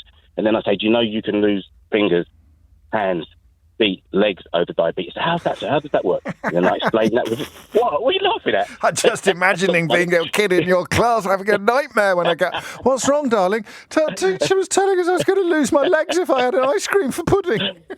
Well, the way I put it across is... You made me rethink myself now. No, seriously, they get it. They get it. And it makes me think, what else I let them know is that these guys, Mr. Insert name of like well-known cereal brand here, Mr. So-and-so would never let his children eat Cocoa Pops. He would never let them eat Frosties. He would say, that's like social media, mate. It's like the social media documentary where all these tech bros in San Francisco were queuing up to say, oh, no way am I letting my children have a smartphone. Anyway, come and see my Lamborghini. Exactly that. And they like that because they really cling on to that because it's sort of like almost conspiracy theorist. I'm saying, this guy will feed you whatever it takes so that he can buy another island. That's what he doesn't care about your health. He cares about sales prices. And if he's worried, that the population is waking up to it, or that politicians are beginning to see the wisdom of these kind of policies, then he'll write a check for a lobby group on Tufton Street, and the next thing you know is that your radio or your newspaper will be carrying a story about the nanny state and how it's an appalling infringement of our personal liberties and big government in order to stop children from growing up and losing a leg. That's a little bit Partridge. You're not. What is your discipline? What do you teach? I'm the CEO of a charity called Sweet Science Foundation. We go into schools. We use boxing sort of like as a vehicle to teach kids. 2 days running. I don't know if you were listening yesterday, but boxing came up yesterday as well when we were talking about pupil exclusions. So James, you rely on funding then? Yes, we do. Now that we've become a charity, yes, we do. And James, this is something that I would like to speak to you with, whether it be privately on here. But I would love you to be involved in our charity. I would love you to be involved. So something I could definitely have a look at. I'm not doing any boxing though, Leroy. Well, I was going to invite you down to the Lynn Club to show you what we do and put you through your paces with a couple of our coaches. Mate, I'll never come out. I won't come out alive. What if I get hit? No, it's non-contact. Let me emphasise that. It's non-contact. We teach it with the only thing that gets there'll be people listening to this. There'll be people listening to this now thinking, there you go. If I get myself down there, I can have a swing at James. No, you'll be able to sell tickets, mate. You'll be able to sell tickets. We have it to ourselves. It's a private gig, but I'd love to get you down there and explain to you exactly what it is we do, because we're effective. It sounds like you are. I would like to find out more. So give your deets to Eleanor, and we'll have a look at that. I'm not making any promises, but I'm certainly very interested in finding out more about what you do. I'm also interested in putting more things on this list. Lefty lawyers, red tape, health and safety, nanny state. 2 more come in. Politics of envy and champagne socialism. Very successful phrases designed to make us all oppose things that are actually to our own benefit. It's just gone 11:43. I might carry this topic over into the next hour because it's really interesting, isn't it? And I think we're making some really important progress.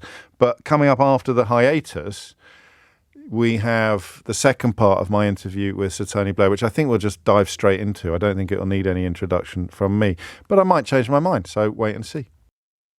It's 11:47. Here is the second and final part of an interview I conducted yesterday with I don't need to say the former Prime Minister, do I? With Sir Tony Blair. How much of leadership do you think is art and how much is science? That is also a very good question. And I think it's more balanced between art and science than people think. Most people think leadership is an art, and I think it is partly by nature, but it's partly by nurture and by experience. When you sort of lay out your priorities as when you were the leader of the United Kingdom, but also your legacy, which you write a bit about the importance of, and regrets again about perhaps not nurturing your own legacy enough. Being in lockstep with America has always been central to your worldview.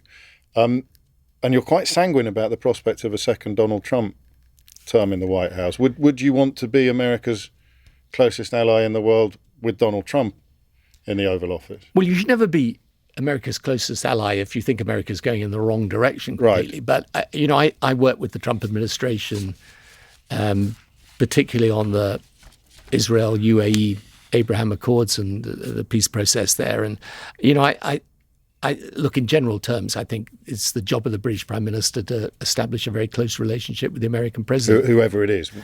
Yeah, because you don't get to choose that. And one thing I've learned over time is just don't get involved in American politics. It's complicated enough for Americans without someone from the outside blundering in. Well, you mentioned the Middle East, so I will ask you about the suspension of these arms licenses to Israel that David Lammy has announced this week, and in fact, since you wrote the book. Yeah, and I've said when people have asked me about this, I'm not going to get into second-guessing the government on these things. They've got to take the decisions that they think. The thing that I'm focused on and active on is how we bring the conflict to an end and revive the prospects for, I think, the only solution that really brings a final end to the conflict, which is a self-determination for the Palestinians and security for Israel. Does it feel further away now than it did when you were in Downing Street? Well, I think you'd have to say yes to that at the moment. But it could easily be revived. I mean, I always say the difference between the Northern Ireland peace process and the Israeli-Palestinian one is that in Northern Ireland we were able to achieve peace, but without an agreement as to what the final outcome. There's still a difference of opinion. The Unionists want Northern Ireland. In the UK, the Nationalists want it united with the south of Ireland.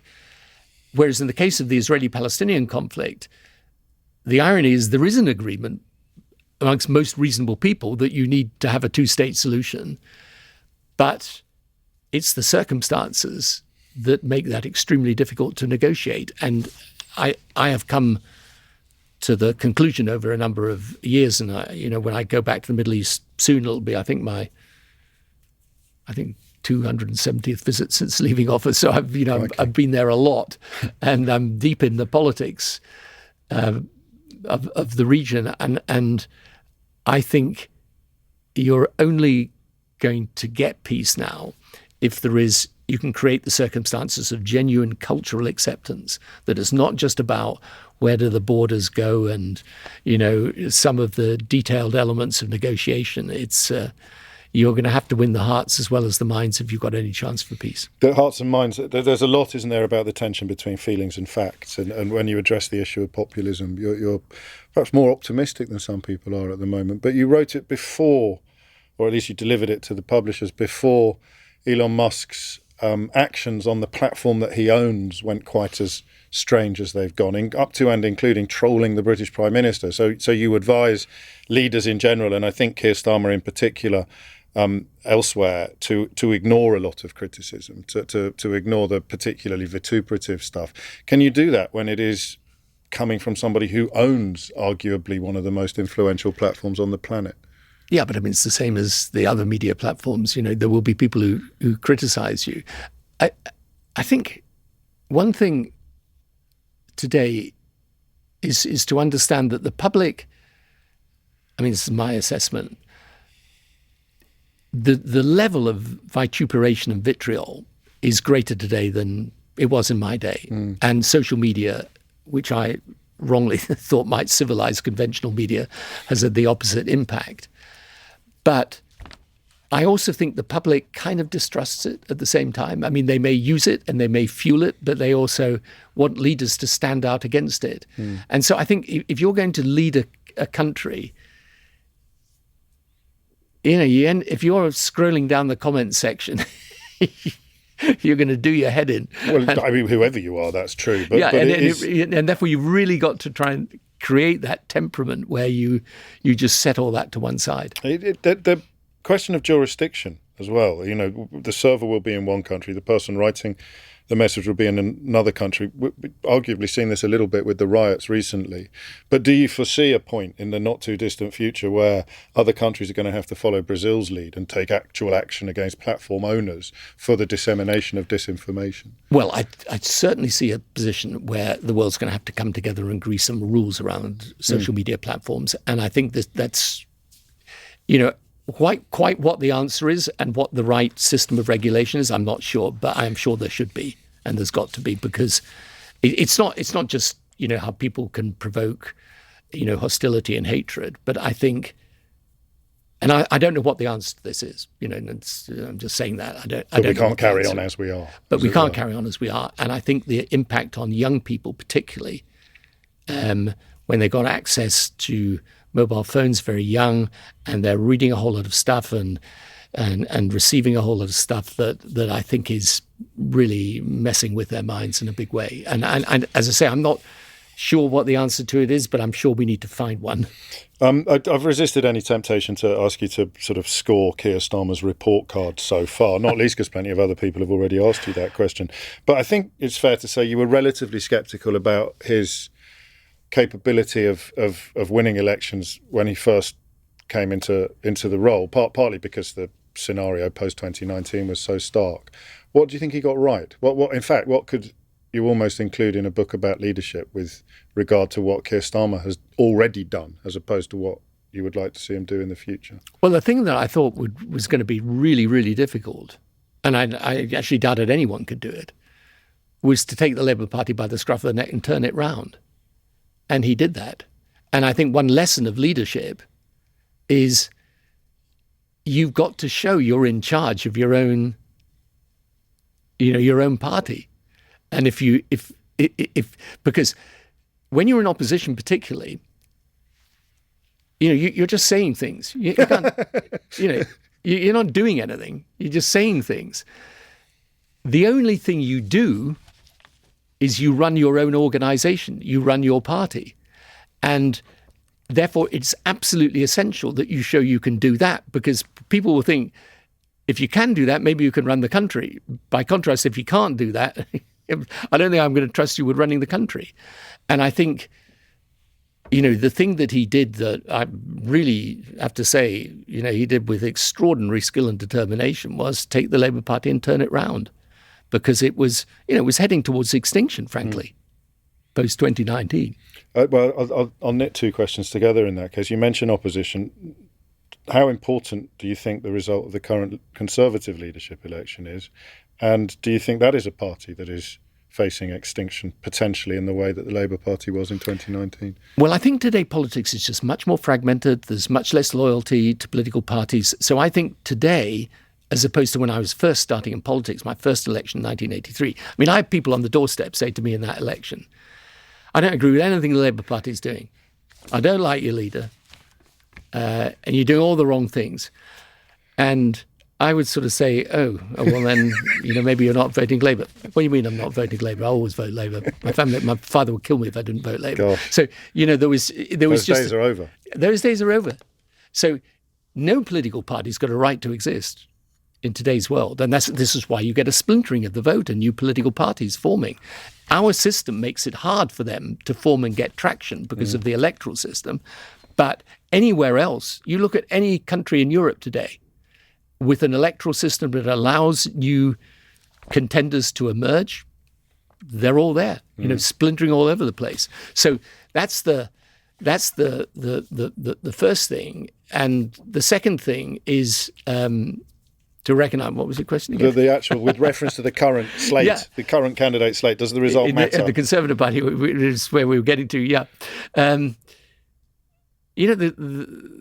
The Tories have got to decide whether they're going to make themselves competitive or not. Now, I happen to think that having a competitive opposition is an important part of a democracy, because, especially with the Conservative Party, because over a long period of time, I hope this changes, by the way, but, if you look at the 120 years of the Labour Party's existence, roughly 120 years, for most of that time we've been in opposition. Before my government, we'd never won two full terms as a political party before, the Labour Party. Not 2 full terms, never mind 3.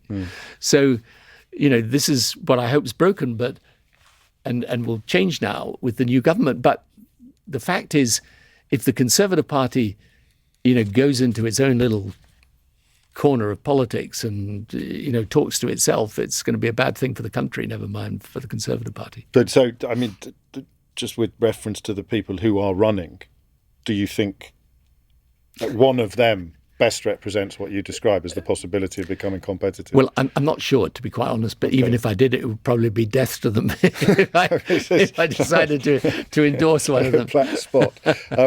Final question, and it's born slightly from something you said earlier about not realising until after you've left office how some of these tides ebb and flow.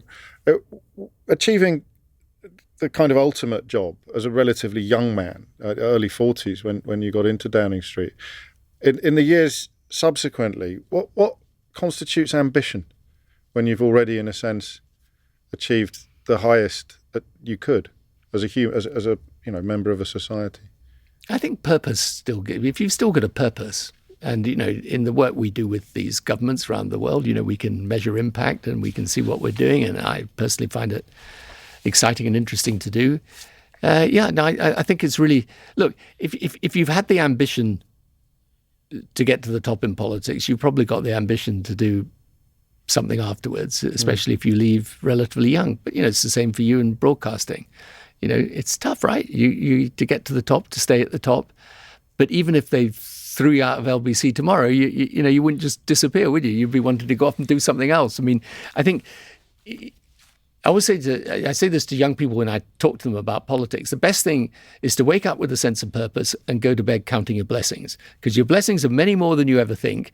And if you're getting up in the morning without a sense of purpose, that's not a great life. Not just young people. who could heed that guidance. No, well, anyone, I guess it's true, but it's important to learn it young. Of course. So Tony Blair, thank you. Thank you very much. On leadership lessons for the 21st century is out now. It is 12 noon, time for the headlines. 3 minutes after 12 is the time. You're listening to James O'Brien on LBC. It's quite a lot to get through, actually. I don't know if you're across this story about this Department of Justice in America and identifying an awful lot of Russian money, apparently making its way into the pockets of some quite prominent YouTubers and similar in the States, making its way from the Kremlin, effectively, or certainly from Russia. And I jumped into my mind, actually, just towards the end of that interview where Tony Blair talked about his hope or his faith, his belief that people tend not to trust social media in the way that they do traditional media. I'm not sure he was right about that. I don't know, because certainly when I look at the people who have come to believe some of the maddest stuff out there, it almost always started on social media. And if you take the maddest stuff as the end point, and there's going to be a million steps towards it where people are also believing things that aren't true, or indeed that are essentially Kremlin propaganda or similar. I don't know what the British equivalents would be.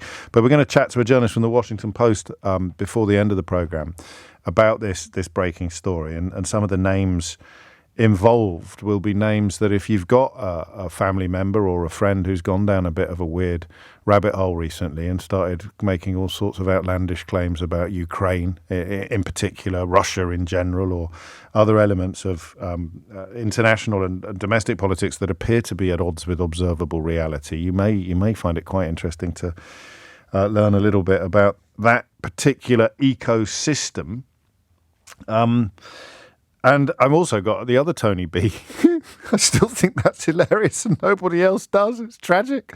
I've still got the other Tony B to play you as well. I had the great pleasure of sitting down for an hour with Tony Blackburn earlier this week. So 2 Tony Bs, one colossus of British politics and one colossus of British broadcasting. And Tony B, as in Blackburn, is celebrating 60 years in the business. I sometimes feel I've been doing it for too long. 60 years in the business, and as you could imagine, there's an awful lot to get through, and we do our best. So I will play you a little taster of that shortly. 6 minutes after 12 is the time. Let's carry on with this for a little bit. I think it's really, really interesting. Oh, you're right, actually. My apologies to Terry. Says, I think I've missed the Jacob Rees-Mogg story that you told me about. His fund management business has been put into liquidation, but don't worry, because he'll probably share in a £4.4 million payout. So he lost his seat, of course, in the election, but the shareholders in Somerset Capital Management are expected to claw back some money from the failed group after it appointed liquidators last month. So there it is, the fund management company in which Sir Jacob Rees-Mogg remained a shareholder after founding it has gone into liquidation. 7 minutes after, so we might have a whip round later. 7 minutes after 12. So I tell you what interests me now, and I wasn't necessarily expecting the conversation to go in this direction. How does it work? How does the nanny state stuff work? So if I read you the list of things that are used, the tactics that are used to make us think that things that are good for us are bad for us, right? It's pretty easy to work out how most of them work. So lefty lawyers, that's the idea that brown people or people born in other countries are enjoying legal protection under British law when you don't think they should get it. But what of course it never adds is, well, if you attack lawyers, you attack the rule of law. If you attack the rule of law, you lose. But you just go for lefty lawyers. Lefty law, incredibly dangerous language. In fact, I think Priti Patel was warned to stop using it after an attack upon a solicitor's office. But, of course, she carried on. Red tape, that's quite easy to do because you think, oh, they're just making me jump through. I always remember when we first started dipping our toe into Brexit conversations and people would complain about red tape. And this is like my origin story. And I would ask them to describe some to me, and they generally couldn't. So somehow the idea took hold that being a member of the European Union made it harder for British businesses to do business with Europe. Well, you think back now, how mad is that? The current government's still hoping to postpone the next round of red tape that will come in on fruit and vegetable imports They want to now postpone it until July of next year. Anyone importing stuff from the European Union will tell you their life has become immeasurably harder. But the idea of red tape being a bad thing and something that Brussels impose, you can see how that works. And then, of course, when a caller said to me red tape, they said, well, my brother-in-law has a burglar alarm business and he has to fill in 43 pieces of information just to bring in a battery from Belgium. And I'd think that's not true. But I didn't have any way of proving it. So you can see how red tape works. I guess health and safety works in the same way. I can't believe they're making me wear a crash helmet on a building site. Why can't it be like in poorer countries where you see people running up and down scaffolding on roller skates? So the idea that there are people who are trying to make your life more complicated. Now, if you're a normal worker, compulsory, they're not called crash helmets, just helmets. Compulsory helmets and high-vis jackets are a really good idea. Shall I explain why?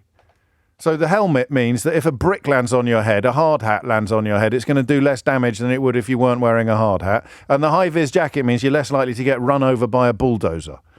But turn back, seriously, just rewind 5-10 years, the British media was full of people having conniptions about hard hats, maybe not hard hats, but certainly high-vis vests, because health and safety is a bad thing.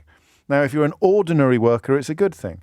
But if you're the kind of person that would put cladding on the side of a building that was unfit for purpose simply to save a few quid, you probably hate the idea of having to fork out on hard hats and high-vis jackets. So why does the British media help them instead of helping you? So lefty lawyers, easy. Red tape, easy. Health and safety, easy.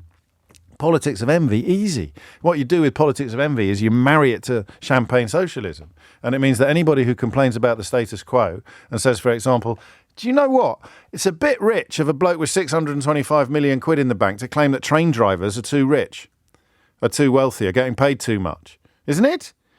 No, that's champagne socialism. And the politics of envy, because why are you mentioning how much Rishi Sunak is what? So you fantastic. You use the two to ensure that nobody can criticise the current economic situation. If you've got a few quid and you say this is a bit unfair, champagne socialism. I'm going to put Paul in Idiot's Corner, but I've lost his message. He felt that me mentioning the snack I buy in Marks and Spencer's was proof of me being a champagne socialist. Mate, you can buy it wherever you want. The point is it's better for you than crisps. I happen to go to Marks and Spencer's when I'm hopping on the train home because it's the only shop on the station concourse. But that's the thing, isn't it? You think, oh, that's champagne. You can't trust a word he says. He eats a chili crunch mix from Marks and Spencer's.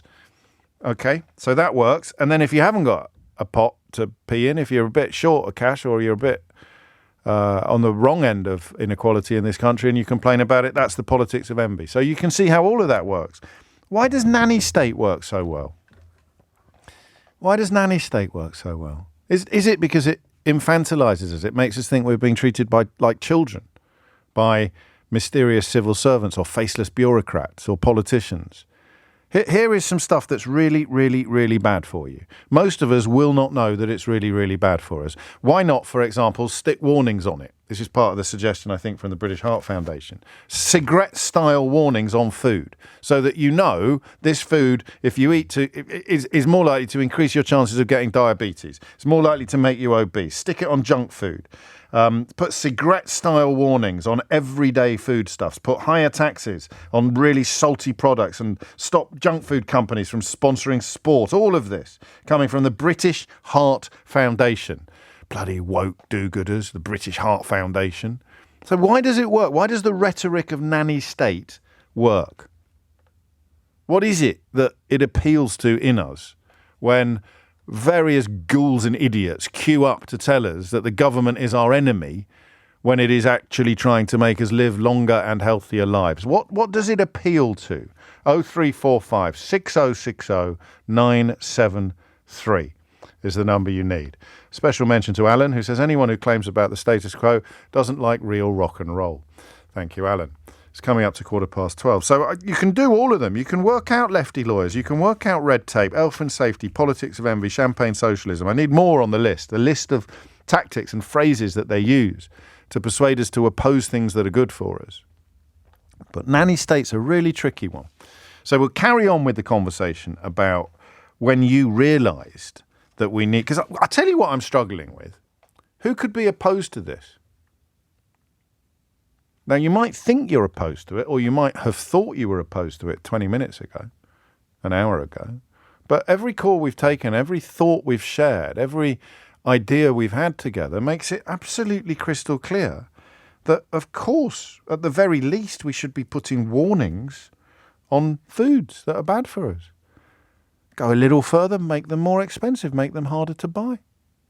What on earth is the problem with that? Who would not put warnings on tobacco these days?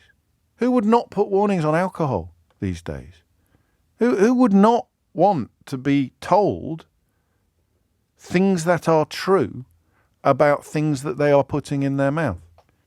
And if I tell you that you can get 5 different brands of oat milk with completely different health impacts, 5 different varieties of the same brand with completely different health impacts, because some of them have got flavourings in, some of them have got oil in, some of them have got higher and lower levels of salt and sugar, and some of them have got nothing in them except nuts and water. Maybe a pinch of salt, but you know about that. So 5 varieties of the same product with completely different health impacts. And you think it's a bad idea to put warnings on the stuff that's bad for us. So what do you think is happening to you and to me, to all of us, when the phrase nanny state is used to make us think that people trying to do good are actually doing bad? Hit the numbers now, you will get through. All right? 0345 6060 973. And I've still got time for a couple of calls on the question of your story, your journey, your realisation that the government, the state, needs to do a lot more in this field to help keep people like you and me healthier and alive, and our children alive for longer. It's 12:15. It's a deliberate conflation, says Amos, which is a nice turn of phrase. It mixes up "this is bad for you" with "don't eat this," and no one likes being told not to do something. It is. That's what I mean by infantilization. So I want you to be completely honest with me. When you hear someone say nanny state and you feel your heckles rise, what's going on? Why does it bother us so much? 0345 6060 973. Will's in Bracknell. Will, what would you like to say? Hello, James. Hello, Will. Massive fan of the show. Taken me a while to get through. Good man. Thank you. Just wanted to talk to you about type 2 diabetes. So you said a moment ago you're 52. So I turned 50 last month.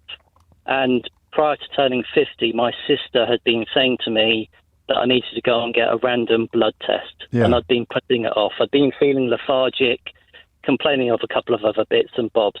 Went for a blood test, thought as I always would, it'd come back absolutely fine. Yeah. And it didn't. It came back and it said that I am type 2 diabetes. Okay. And I'll be absolutely honest with you, it absolutely knocked me for 6. Did it? Because normally I'll get a blood test and I'm told I'm fine. And you've always thought of yourself as quite healthy. Yeah, I mean, like every man, I look in the mirror and I kid myself, I look like David Hasselhoff. I don't, but, I don't drink much. I don't eat the wrong foods. I'm relatively fit. I could probably do with losing half a stone. Sure. But I've always considered myself relatively fit. Yes. So the message comes through. So the next thing I know, I get a message from the NHS, and I've signed myself onto a digital platform course. Right. So you're now committed to not getting diabetes. Yeah. Absolutely. My father-in-law is in his 80s. He's got loads of ailments, including type 2 diabetes. Right. I looked at him for a long time, kidded myself. I was never going to end up like that. And now all of a sudden I'm thinking, crikey, it is important that you eat the right things and you do some exercise, because type 2 diabetes is not very nice and it's not something I want.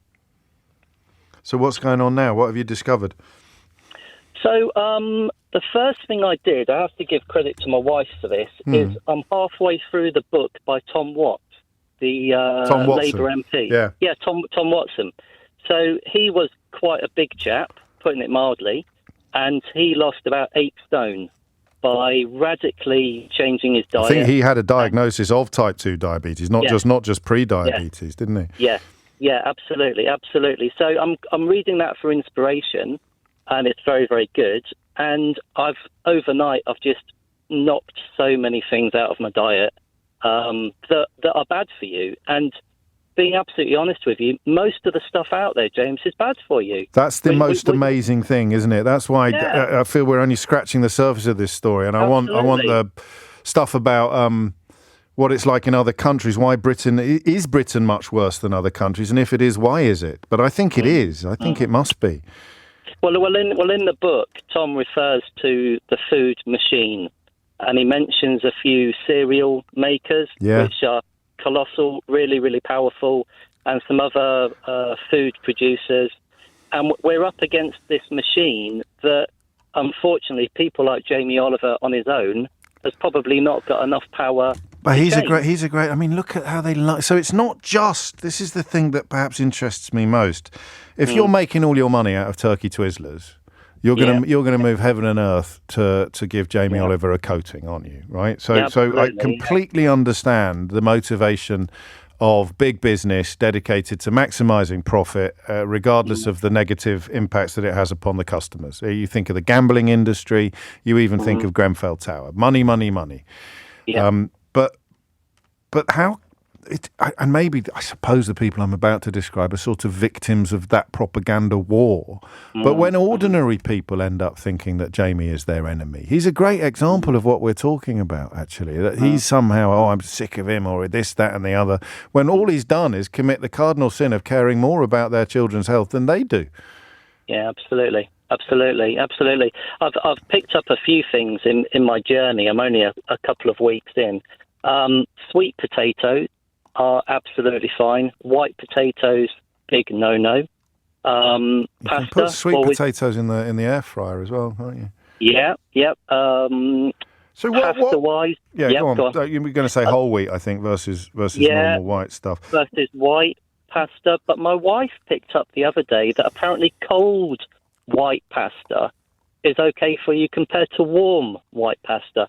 I don't know if that's an old wives' tale or whether it has to be. I was slightly wary. I was slightly wary of jumping into these areas. You could have just completely damaged my inbox, but it's all good. Sure. What a year ago, 2 years ago, what would the words nanny state do to you?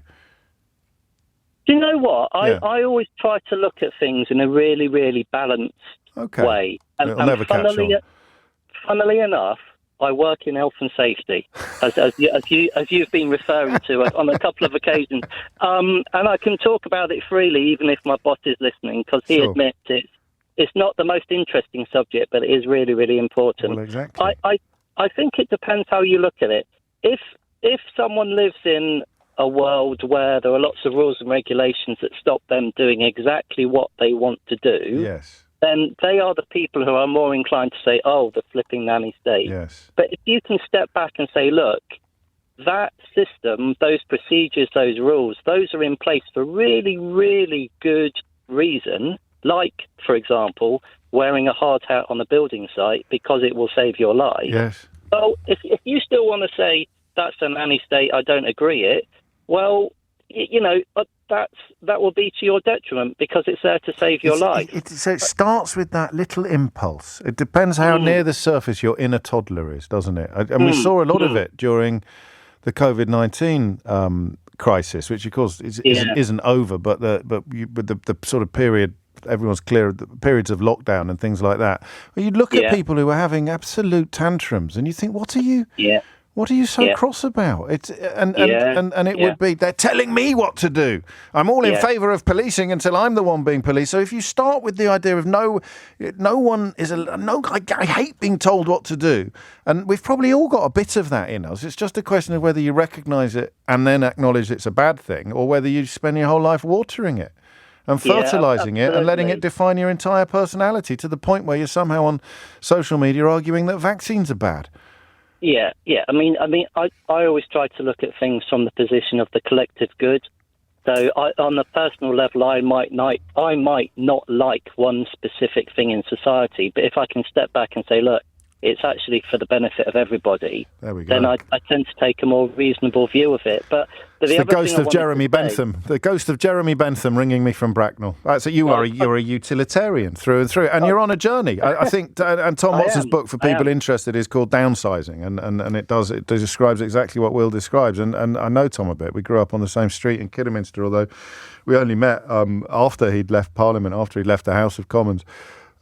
He or thereabouts. He had an absolute shocker. I mean, I've never known a story of someone turning their life around quite as violently as he did in terms of health and weight and obesity and diabetes. But he got rid of it. He turned it around completely. Thank you, Will. Laurie's in Glasgow. Laurie, what would you like to say? Hi, James. Hello. As you have alluded to, I am in Glasgow, and we have minimum unit pricing on alcohol in Scotland. That was introduced about 10 years ago. So obviously that's to tackle the lots of numbers of deaths by alcohol in our country.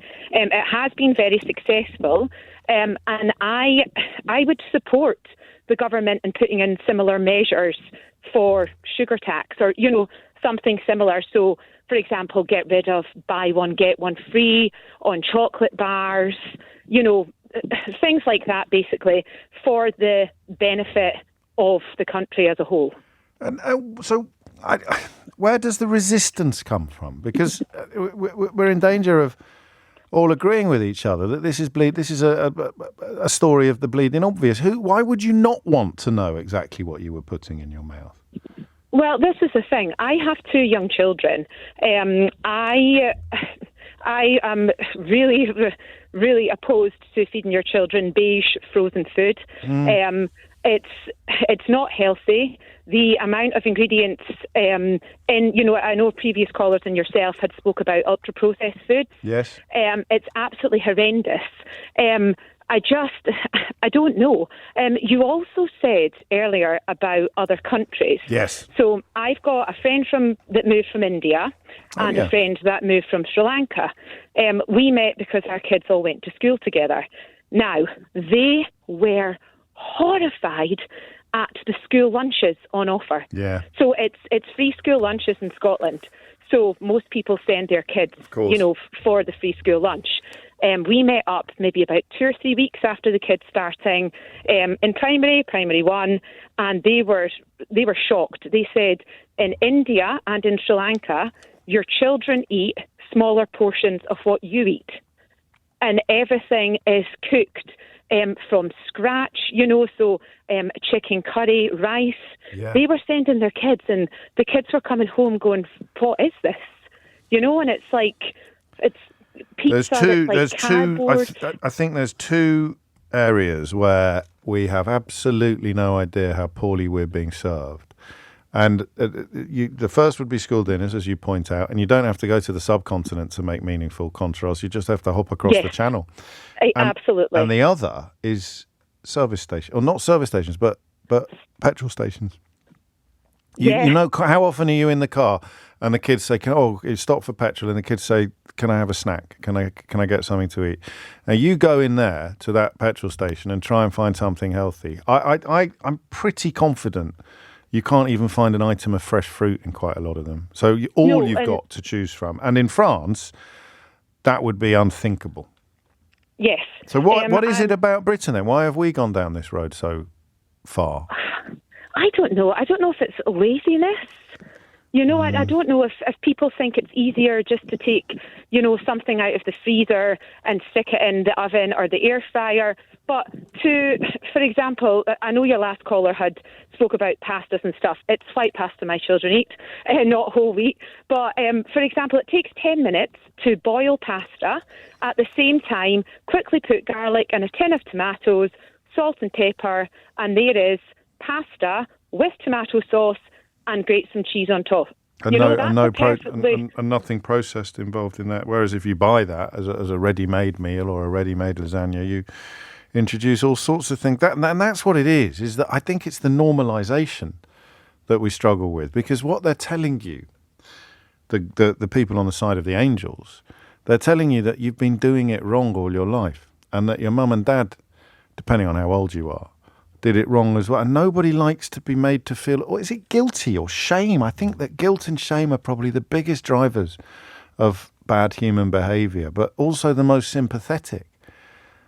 Talking about the people who've got their inner toddler far too near the surface, like crying out for a bit of decent therapy. Let's try and work out why you bridle so much at simply being told what to do, even when it's good for you, but are essentially, when it comes to other people, you're quite authoritarian. Let's try and work out what's gone on in your life that has made you like that, and then you can stop being an idiot every time the question of helping people live healthier, longer lives comes up, and you can stop using stupid phrases like nanny state or elf and safety. I don't know. Under my glorious rule, we'll give everyone therapy for 6 months and then see how we're getting on. Laurie, thank you. Amelia Cox is here now with your headlines. Why are we so bad at it? I don't know that we've ever got to the bottom of that. It's not the first time I've asked the question.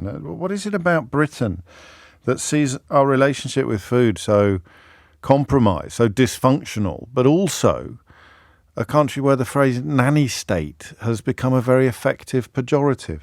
I'm going to go to Simon and Phil shortly, but first I want to sort of launch a new game. I'm going to do an unhinged headline today, but we put Smear Keir to bed yesterday, I think, given that he's now in power. The desperate attempts to stop him getting into power from the right-wing media no longer really apply. And criticising the Prime Minister is valid. That's fair game, unless it becomes completely unhinged. But that's tricky to do because you can only really accuse people in power of doing things that they're actually doing. The great thing about being in opposition, if you're unhinged, is that you can accuse them of having plans to do all sorts of things. And it's still going on a bit, but I don't think it's going on enough to keep the feature alive. So what I want to do, and I've got a bit of a problem with mocking a vulnerable elderly man. And I know that's a bit silly, given that the vulnerable elderly man we're talking about is Donald Trump, whose callousness and absence of compassion or care is nuclear powered. But as Michelle Obama said, when they go low, we go high. So I don't necessarily want to treat Donald Trump's obvious mental fragility and obvious mental decline any less sympathetically than we treated Joe Biden's. But I am baffled by how it is not anywhere near as big an issue in America as Joe Biden's was. So examples of Donald Trump going to places arguably much more worrying than any of the places that Joe Biden went to need to be a regular feature on the programme. But what are we going to call it?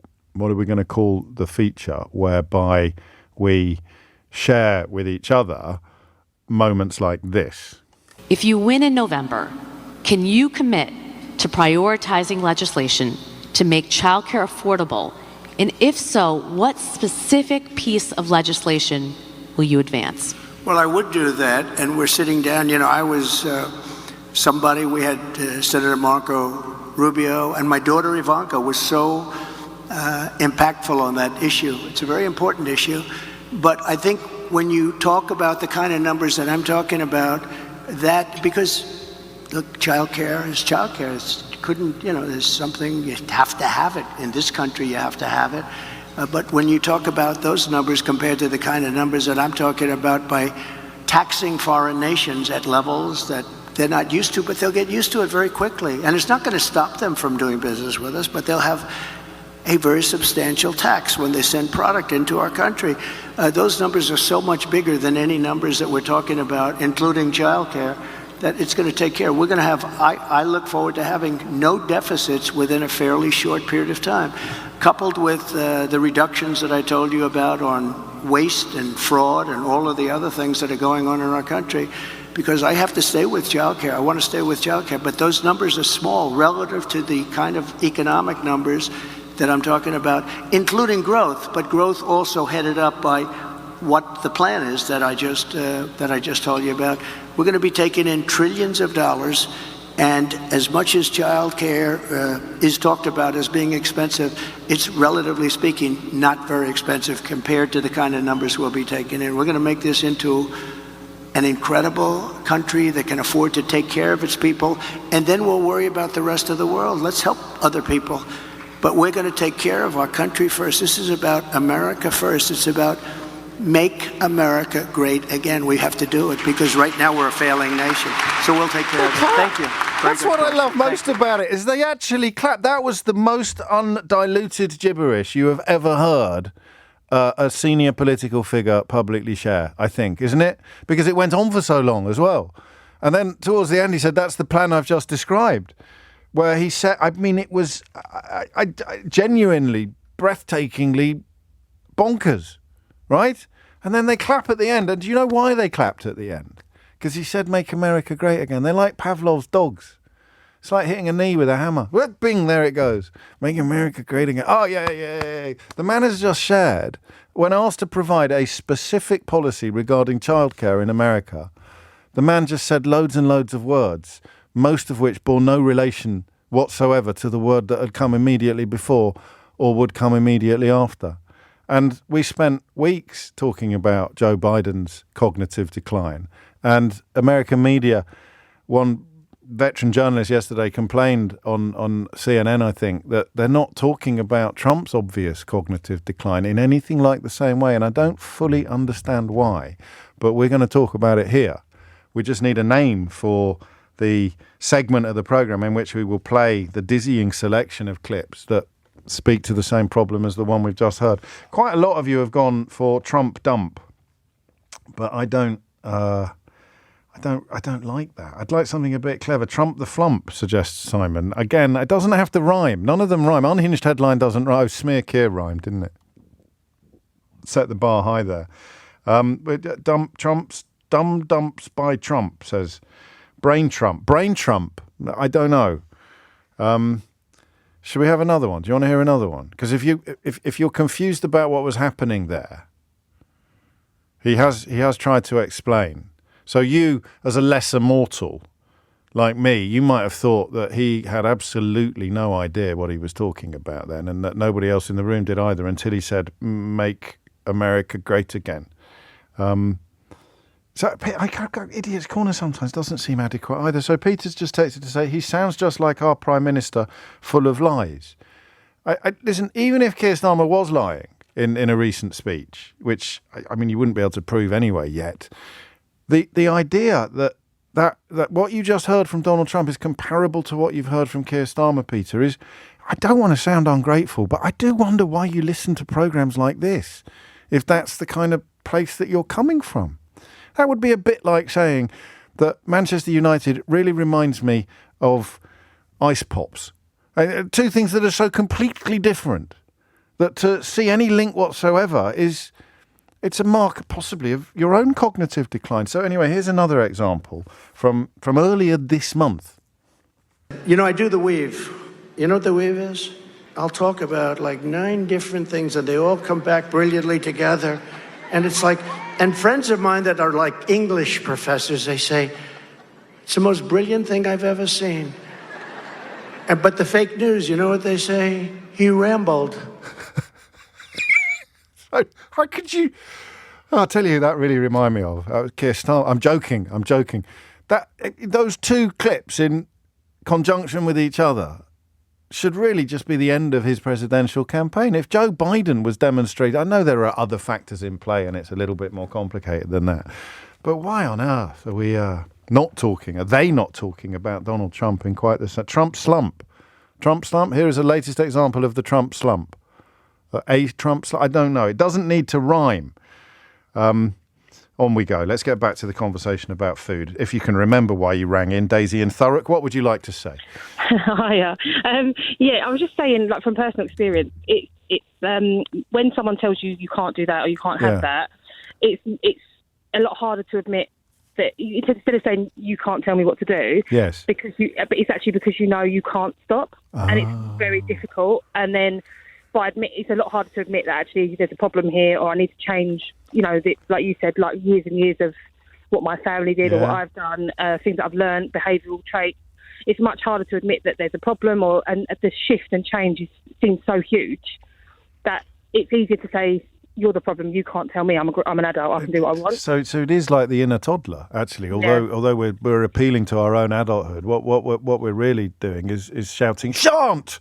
Yeah, and because you know that deep down it might not actually be something you feel like you can change. Gosh. It's much harder to. That's going to be part. That's going to be part of it. That's probably for people with more obvious and entrenched issues who know that they have almost borderline addiction issues when it comes to like with food and particularly, drink and then you've got the sort of professionally immature, the people who just make a character out of saying no one tells me what to do, no one tells me what the ego. It is the ego. What's this based on? You're just listening and thinking. So I've always had I was listening, and I've always had weight issues up and down, and then when I had my daughter I had a bit of postnatal depression, and it started off as a glass of wine, a glass of wine of an evening, and then it wasn't just an evening, or it'd be 2 glasses of wine, and then when people, my partner would say, I don't think you're choosing anymore. I think it's something that you're not choosing. It's choosing you. And then it was like my immediate reaction was to say, no, it's not.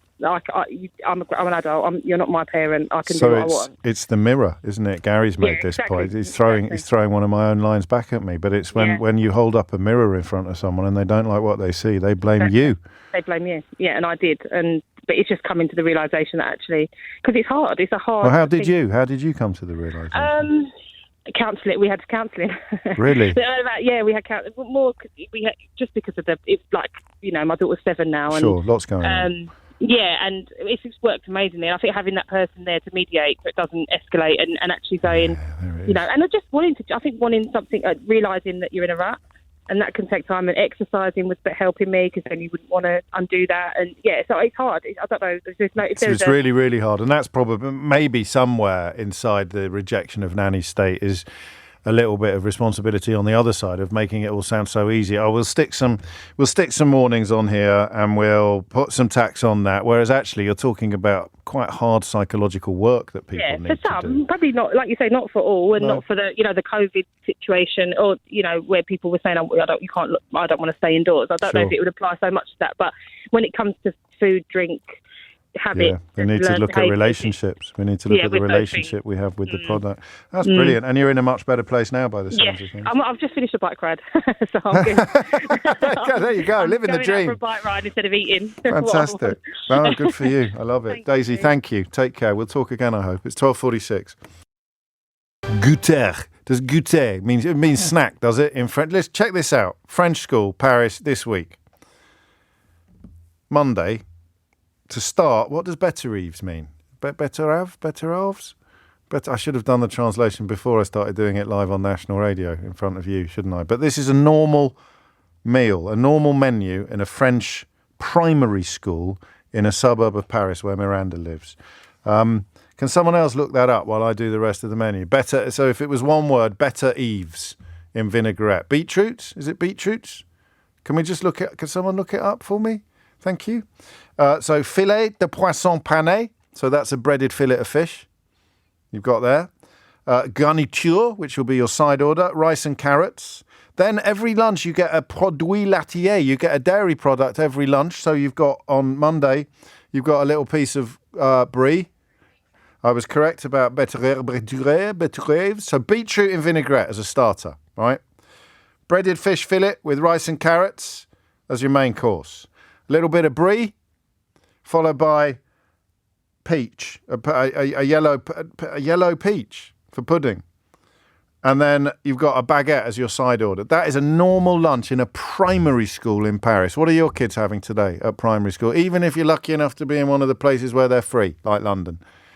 And then as a snack later in the day, compote, pomme mirabelle, coquefouret or amande, which means apple compote, like a sort of apple-y compote, and what's coquefouret? Almond, maybe a little cake, perhaps. So they get a little snack later in the day, or earlier in the. That is a normal. Do you want to know what they're having on Friday? No, I should probably get on with the phone. And Simon's in Harrogate. Simon, what made you pick up the phone? Oh, I've got to do the Tony Blackburn clip as well, Simon. Don't take up too long. Hi, James. Can you hear me? Loud and clear. What's on your mind? Lovely. I just thought I'd call you just to mention a documentary I watched that changed my opinion on sugar. Go on. So it's called That Sugar Film. It's by Damon Gamoo, an Australian. Yeah. And what happened? What happened to you? It's just fantastic. I used to drink a lot of Coca-Cola, fizzy drinks, Lucozade. You name the fizzy drink, I've probably drank it. Dr. Pepper. Actually, not Dr. Pepper. I win. Yes, I knew it. Carry on. Yeah, so it's just a friend told me about it. He could see me drinking a lot of Coca-Cola and stuff. And I was getting married. I was eating a lot of biscuits. Basically, this documentary, little spoiler alert, you can find it on Prime. Yeah, I can see it.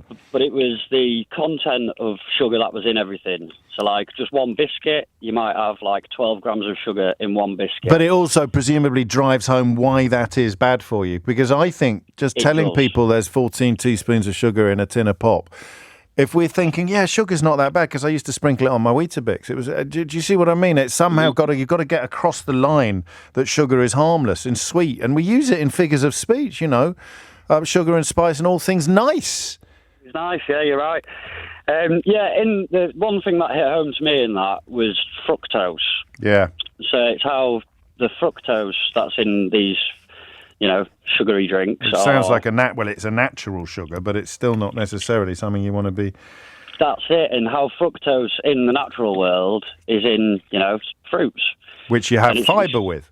And it's quite hard to find, whereas this is, like man-made fructose almost. We've got a litre of it with no fibre in it whatsoever. So just in a kind of before and after style, what difference did this make to your life? Oh, huge. I'm not a massive guy, but I was worried about my waistline. And now you just feel better, more energy, healthier.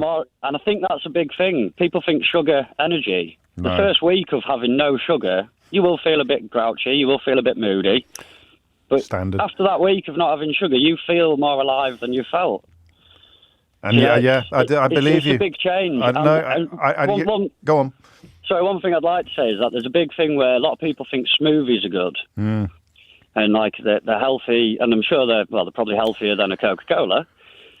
However, when you mash up all of this and blend up all of these fruits, the sugar content changes and you end up with a different type of sugar.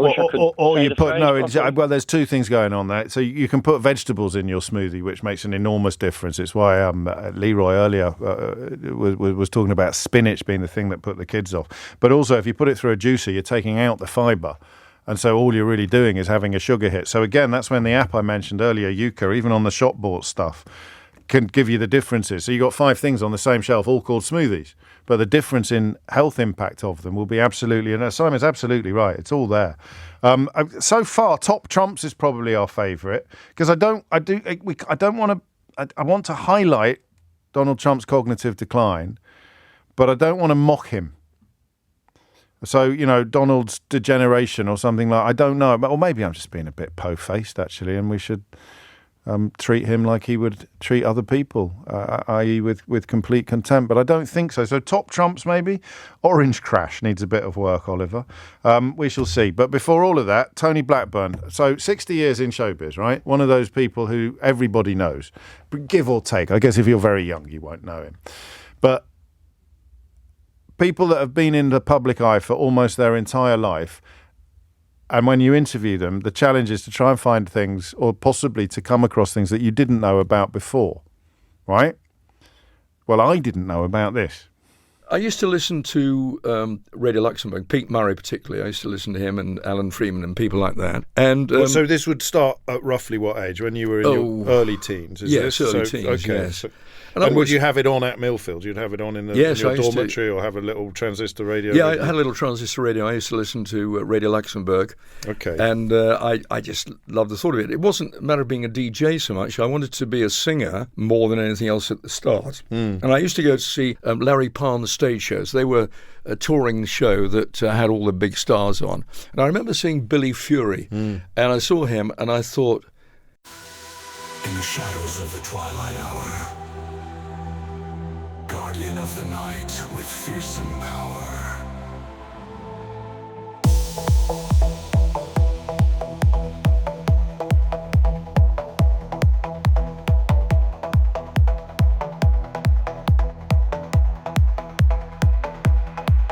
Through the veil of night, where demons hide, guardian's fury never to be denied, vanquishing evil in the darkest lair. Guardian stands in the midnight air.